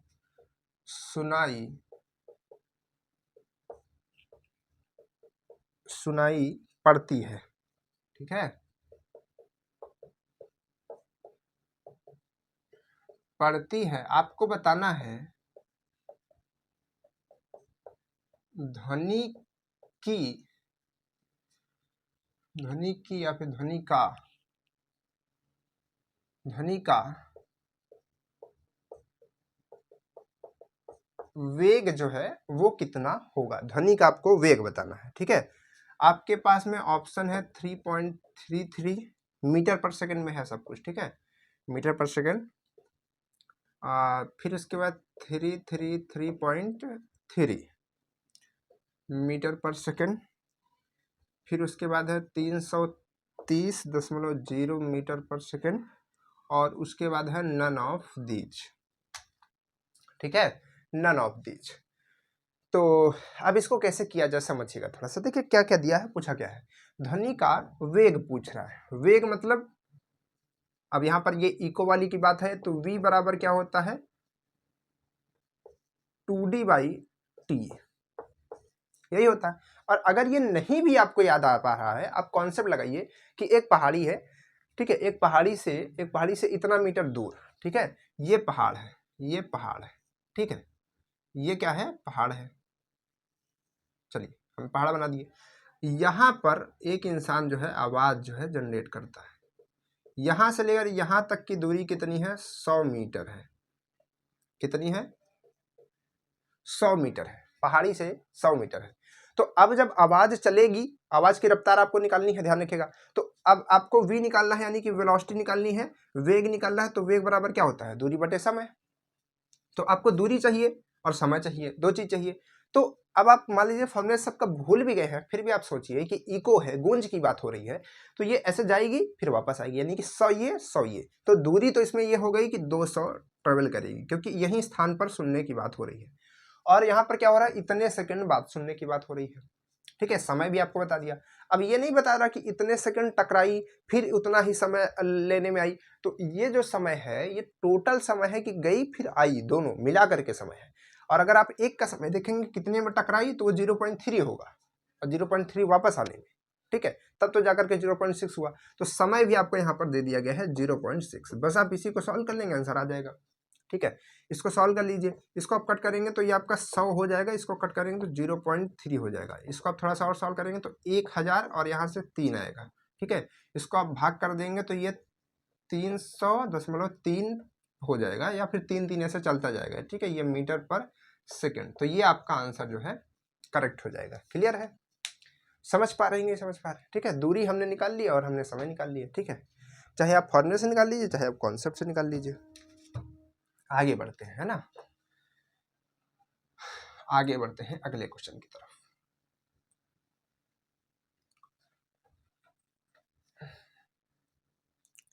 चलिए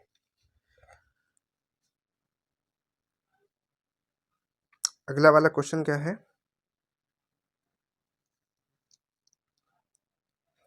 एक क्वेश्चन और है पहाड़ वाला, ठीक है, करेंगे आप लोग इसको। चलिए एक पहाड़ वाला और क्वेश्चन है, देखते हैं, ठीक है। चलिए कोशिश कीजिए, ये वाला क्वेश्चन क्या है, थोड़ा हम इसको बनाना चाहेंगे डायग्राम से। इसमें क्या है, दो पहाड़ी है,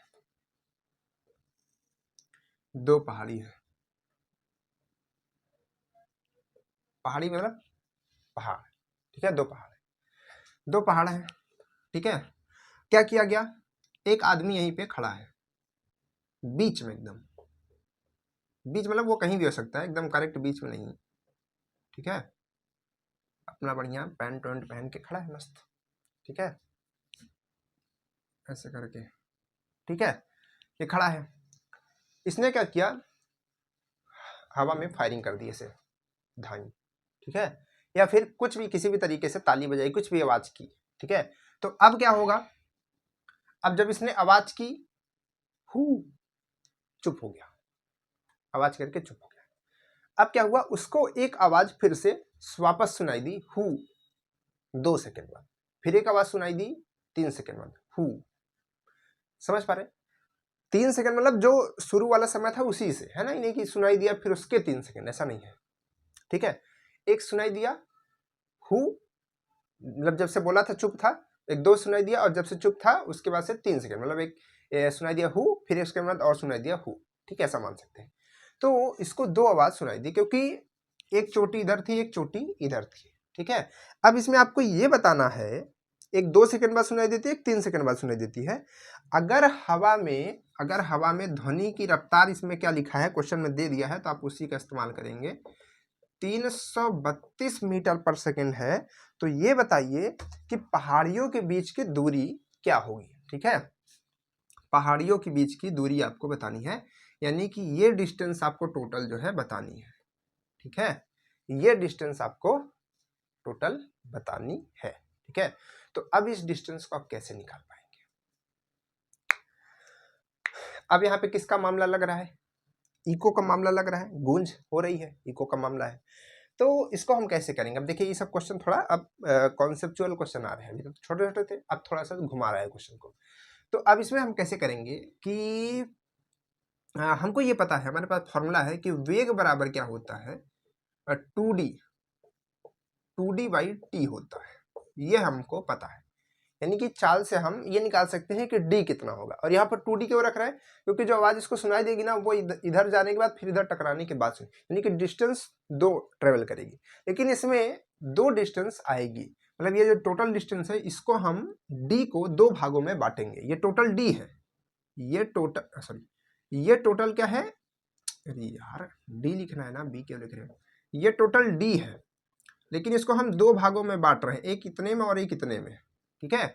इसमें से इधर वाले भाग को हम D1 कह रहे हैं और इधर वाले भाग को हम D2 कह रहे हैं, क्यों, क्योंकि इधर से टकराने के बाद अलग समय है उसका, और उधर से आने वाली का समय अलग है, इधर वाली का 2 है, उधर वाली का 3 है, ठीक है। तो उसके हिसाब से डिस्टेंस दोनों को निकालेंगे, फिर दोनों को जोड़ देंगे तो हमारा टोटल डिस्टेंस आ जाएगा। तो हम क्या करते हैं कि हम फॉर्मूले से पहले हमारा v तो वही रहेगा, समय चेंज होगा, तो यहाँ से जो है हम एक फॉर्मूला बनाते हैं d निकालने का, ठीक। तो हम क्या करेंगे, पहले हम वेग रखते हैं v बराबर 2d1 और t1, ठीक है, ये करते हैं, ठीक। तो यहाँ से हमारा d1 निकलेगा, इसी तरीके से d2 निकाल लेंगे। तो चलिए रखते हैं, वेग हमारे पास कितना है, 332 है, और इक्वल में 2d कितना, d1 तो हमको निकालना ही है, t हमको पता है कि 2 सेकंड वाले की बात हो रही है। तो अब यहाँ से क्या होगा, 2 सेकंड से 2 सेकंड, मतलब ये 2 से 2 कट जाएगा, तो d बराबर हमारा आ जाएगा टोटल 332 मीटर, ठीक है, यानी कि यहाँ से यहाँ तक की जो डिस्टेंस है वो 332 मीटर है, ये हमको पता चल गया। अब 2d क्यों रखे, तो ध्यान रखिएगा, d मत रखिएगा, d नहीं रखिएगा, 2d रखिएगा, तब आपको d सही वाला मिलेगा, ठीक है, क्योंकि ये जो आवाज है चल के फिर वापस आने की बात हो रही है, उतना समय की बात हो रही है, जो 2 सेकंड लग रहा है ना, वो चल करके फिर वापस आने की बात हो, जितना समय लगेगा उसी हिसाब से डिस्टेंस हम निकालेंगे।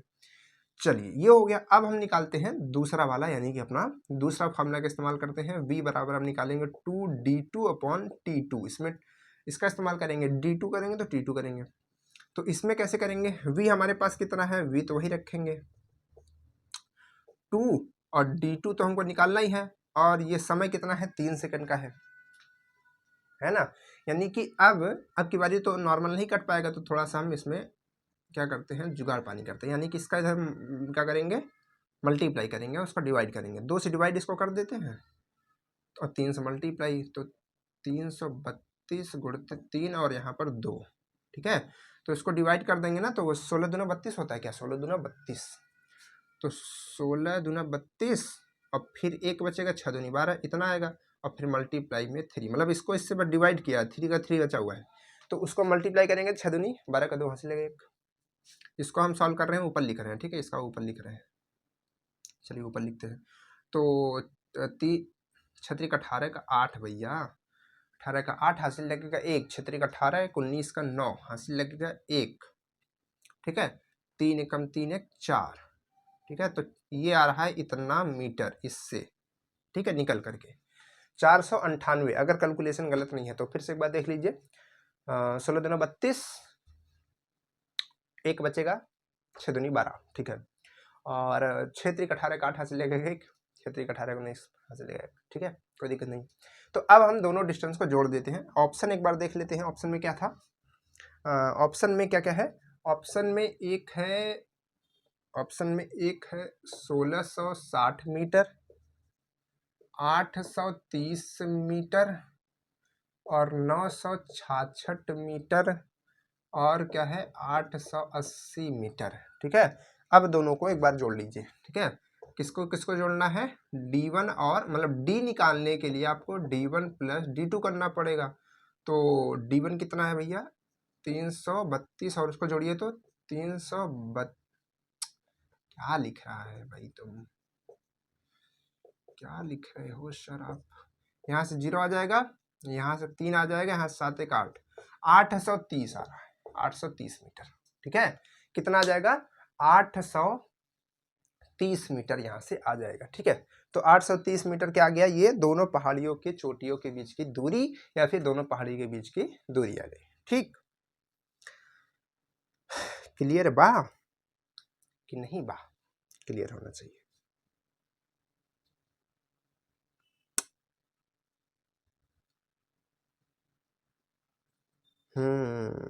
ठीक है। चलिए एक लास्ट क्वेश्चन और है,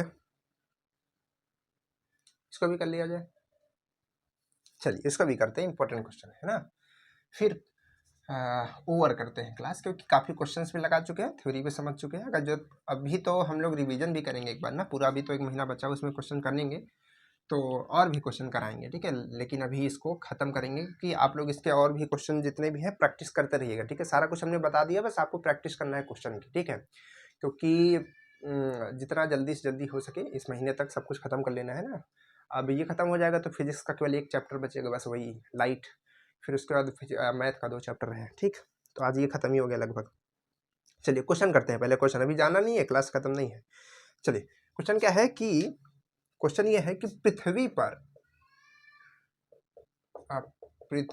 पर एक सरल लोलक, जब आप लोगों का अच्छा अच्छा क्वेश्चन आने लगता है ना तभी आप लोग भाग जाते हो। आवर्तकाल 2 सेकंड है, 2 सेकंड है। यदि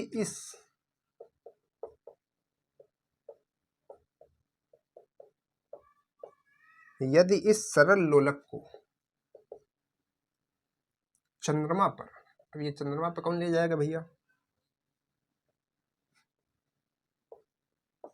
मतलब अलग लेवल की कलाकारी है, कोई बात नहीं।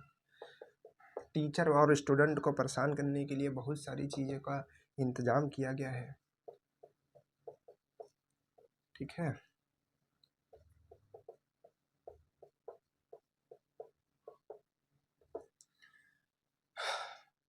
ले जाए तो आवर्तकाल का मान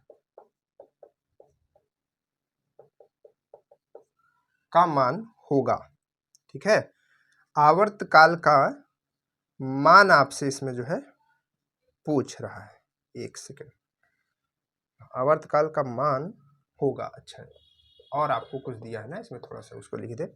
और यहाँ पर आपको बताया है कि चंद्रमा पर जो जी है, ठीक है, चंद्रमा पर जी लिख लीजिएगा, छोटा सा, इतना लिख लिया तो थोड़ा भी लिख लीजिए। चंद्रमा पर जी जो है वो पृथ्वी का 1/6 है, ठीक है। पृथ्वी का 1/, मतलब पृथ्वी की अपेक्षा कितना है 1/6 है, ठीक है। ये चीज़ क्वेश्चन में मेंशन करके बताया गया है। ठीक, ऑप्शन भी है कुछ, चलिए ऑप्शन है इसमें, ठीक है, लेकिन हम लोग ऑप्शन वगैरह को ज़्यादा कंसीडर नहीं कंसीडर तो करेंगे यार, ऑप्शन तो लिखना ही पड़ेगा सर। 3 सेकेंड, और क्या है 4.9 सेकेंड, और क्या है 3.5 सेकेंड, 3 सेकेंड है, ध्यान रखिएगा, 35 ना समझ लीजिएगा उसको बस। और इधर कितना है, और भी है 8 सेकेंड, ठीक है, ये एस है। ठीक, तो ये आपके पास में ऑप्शन है। कैसे सॉल्व करेंगे, तो देखिए आवर्तकाल जो है जिसको हम लोग टी कहते हैं, और आवर्तकाल और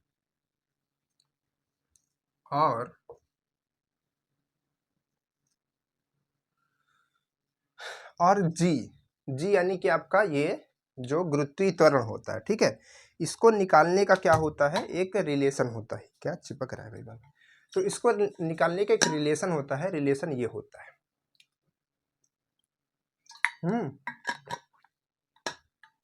तो इसी रिलेशन से हम लोग क्या करते हैं, इसी रिलेशन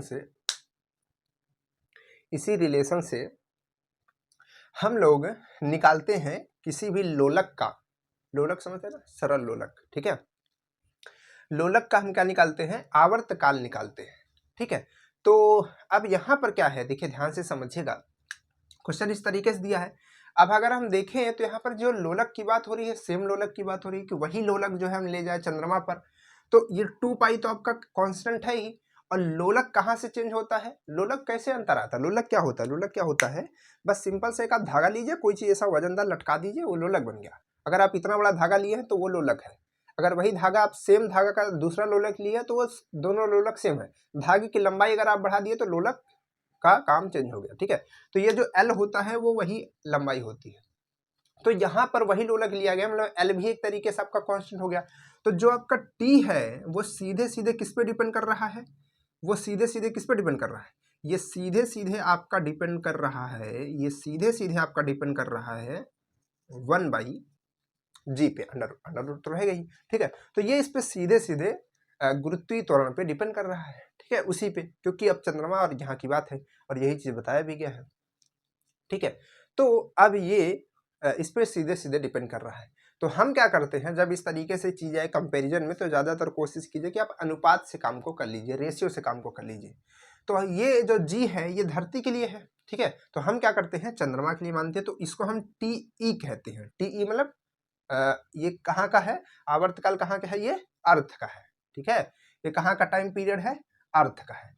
अब हम कहाँ का टाइम पीरियड निकालेंगे, मून का निकालेंगे, ठीक है। तो मून के लिए जो करेंगे वो क्या हो जाएगा, वो हो जाएगा टी एम हो जाएगा। तो वो क्या होगा, सॉरी यहाँ पर इक्वल नहीं रखना है, अब यहाँ पर ये देखना है कि किसके वो आ रहा है। तो यहाँ से अगर आप देखेंगे तो ये आपका क्या हो जाएगा, ये आपका जो आएगा, ठीक है, ये आपका जो आएगा वो आ जाएगा कि क्योंकि 1/6 है उसके, 1/6 है, तो ये टोटल यहाँ से आ जाएगा g/6, ठीक है। जहाँ पर ये g आप रख रहे हैं, ये क्या आ जाएगा आपका g/6 आ जाएगा, ठीक है, सीधे सीधे उसके उसमें आ जाएगा, ठीक, यही है ना, g/6 ही है क्या है, हाँ वही तो है, ठीक है। तो सीधे सीधे यहाँ पर है, तो g/6 है। तो अब क्या होगा, अब क्या है कि चंद्रमा का हमको मिल चुका है, अर्थ का भी हमको मिल चुका है। अब हमको इसको बस सॉल्व करना है, मतलब एक तरीके से इसका रेशियो ले लेना है, ठीक है। तो इन दोनों का रेशियो लेंगे तभी ये जो है आपका हटेगा, जो आपका प्रोपोर्शनल का साइन लगा है, ये हमने अभी आपको समझाया था इसके पहले, ठीक है। तो इसका आप ले लीजिए रेशियो। तो पहले आप क्या कर लीजिए, टी लिख लीजिए, और उसके बाद आप क्या कर लीजिए, टी एम लिख लीजिए, ठीक। तो टी आपके पास में ये है, ठीक, टी आपके पास में ये है, और टी एम आपके पास में ये है। तो जो यहाँ से ये दोनों बन करके आएंगे, ये आपका ऊपर चला जाएगा, ये नीचे, तो ये टोटल आपका बन जाएगा g/6, और यहाँ पर आ जाएगा g, ठीक, यही बन करके आएगा ना, ये बन करके आएगा, है ना, यही तो बन करके आना चाहिए, ठीक है। और यहाँ पर कुछ आपका दिया है क्या, कोई चीज दी गई है क्या, अच्छा दिया तो है, अर्थ का आपको दिया है आवर्तकाल 2 सेकेंड, ठीक है। तो आपको टी दिया गया है, तो यहाँ पर रख दीजिए 2 सेकेंड, और टी एम आपको निकालना है, टी एम आपको निकालना है। ठीक, ये आपको निकालना है। तो अब यहाँ से क्या कीजिए, आपका जी जो है, जी से जी कटेगा क्या, जी से जी कटेगा नहीं, जी से जी का स्क्वायर हो जाएगा। ठीक है, जी से जी का क्या हो जाएगा, स्क्वायर हो जाएगा। एक सेकेंड, इसको इस तरीके से करते हैं। ठीक है, यहाँ पर क्या था भाई, यही है ना,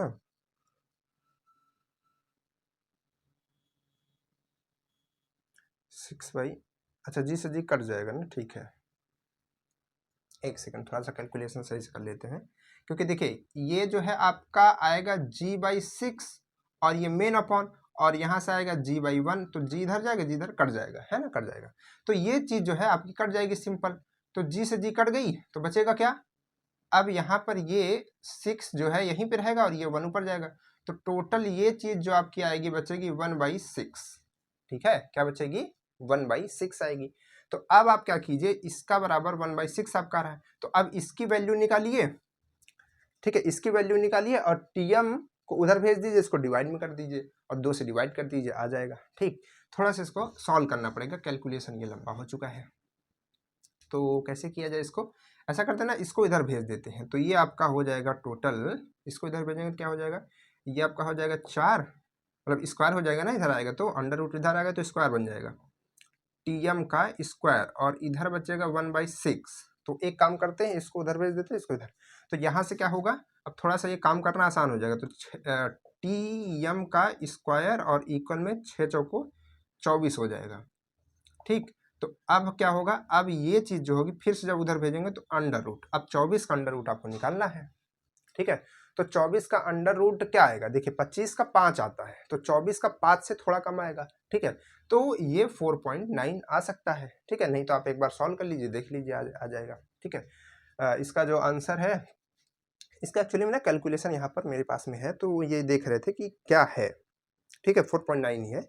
तो इसी तरीके से आप इसका कैलकुलेशन कर सकते हैं, इजी तरीके से भी कर सकते हैं, नहीं भी अगर आप देखेंगे तो बहुत बच्चे यहीं पे घबरा जाएंगे कि इसको कैसे करना है, तो आप इसको इधर भेज लीजिए, इसका स्क्वायर हो जाएगा, आ जाएगा। ठीक, तो तरह तरह से जो है आप कैलकुलेशन कर सकते हैं, बस कैलकुलेशन की बात थी।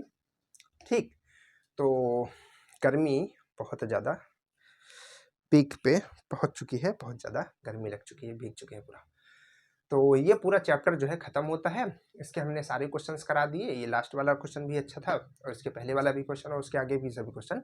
तो जितने भी क्वेश्चन इस पे बन पाते हैं आप इसके कीजिए। इसके और भी क्वेश्चन आते हैं, हम बताते हैं कौन से क्वेश्चन हमने देखे, तो उसमें तरह तरह के क्वेश्चन दिख रहे थे कि एक पत्थर है जिसको हम ऐसे कुएं में छोड़ते हैं। ठीक है, फिर हमको वो गिरता है, फिर आवाज आती है। तो ये जो सारे क्वेश्चन हैं हमने आपको मोशन अंडर ग्रेविटी वाले चैप्टर में पढ़ा दिया है। ठीक है, वहीं पर पढ़ा दिया है वो। एक तरीके से आप देख सकते हैं वो ग्रेविटी का भी क्वेश्चन है, और एक तरीके से अगर आप देखेंगे साउंड के हिसाब से तो साउंड का भी क्वेश्चन है। तो वो हमने वहीं पर पढ़ा दिया है, तो उसमें भी हमने समय में निकालने का बताया है। तो जो समय निकालते हैं ना, वो वही समय है कि कितने समय बाद हमको सुनाई दिया। ठीक है, तो उसको अगर आप अच्छे से क्लियर किए हैं, तो अगर वो तरीके का क्वेश्चन आएगा तो आप उसको कर पाएंगे। ठीक है, नहीं तो एक आध दो क्वेश्चन और कराते उससे रिलेटेड कुएं वाले से, लेकिन हमने कहा कि वो तो कराया गया है पहले ही, तो फिर बहुत ही ज़्यादा लंबी क्लास हो जाएगी, तो इसको आप ओवर करते हैं और ये जो पूरा चैप्टर इसको कंप्लीट करते हैं, मतलब ख़त्म करते हैं। और साथ ही साथ आपसे ये कहना है कि क्वेश्चंस लगाते रहिए। ठीक है, प्रैक्टिस करते रहिए, जितने क्वेश्चंस आप इसके लगा सकते हो उसको लगा लीजिए। बाकी जितने पुराने चैप्टर्स हैं, अगर आपने नहीं देखे उस सबको देखिए, जल्दी से जल्दी इस महीने तक सब कुछ आप भी खत्म करने की कोशिश कीजिए, क्योंकि हमको पता है बहुत सारे बच्चे पीछे हैं। ठीक है, हमारी अभी इधर की इस वीक में कुछ क्लासेस नहीं चल पाई हैं, लेकिन उसके बावजूद भी बच्चे बहुत सारे पीछे हैं। ठीक है, जो हमारे साथ अभी नहीं चल पा रहे, मतलब कि उनका सिलेबस हमसे पीछे है, तो वो जल्दी से जल्दी करके आगे आने की कोशिश करें। ठीक है, क्योंकि हाँ, जो क्लासेस होती है वो रेगुलर होती हैं, होती तो एक ही क्लास है लेकिन रेगुलर होती है, और बच्चे क्या करते हैं, उतना भी नहीं पढ़ पाते हैं, तो पीछे हो जाते हैं। तो उस चीज़ को मेंटेन कीजिए, जल्दी से जल्दी आगे आइए और क्वेश्चन लगाते रहिए। ठीक है, तो चलिए फिर मिलते हैं आपसे नेक्स्ट क्लास में, तब तक के लिए बाय बाय।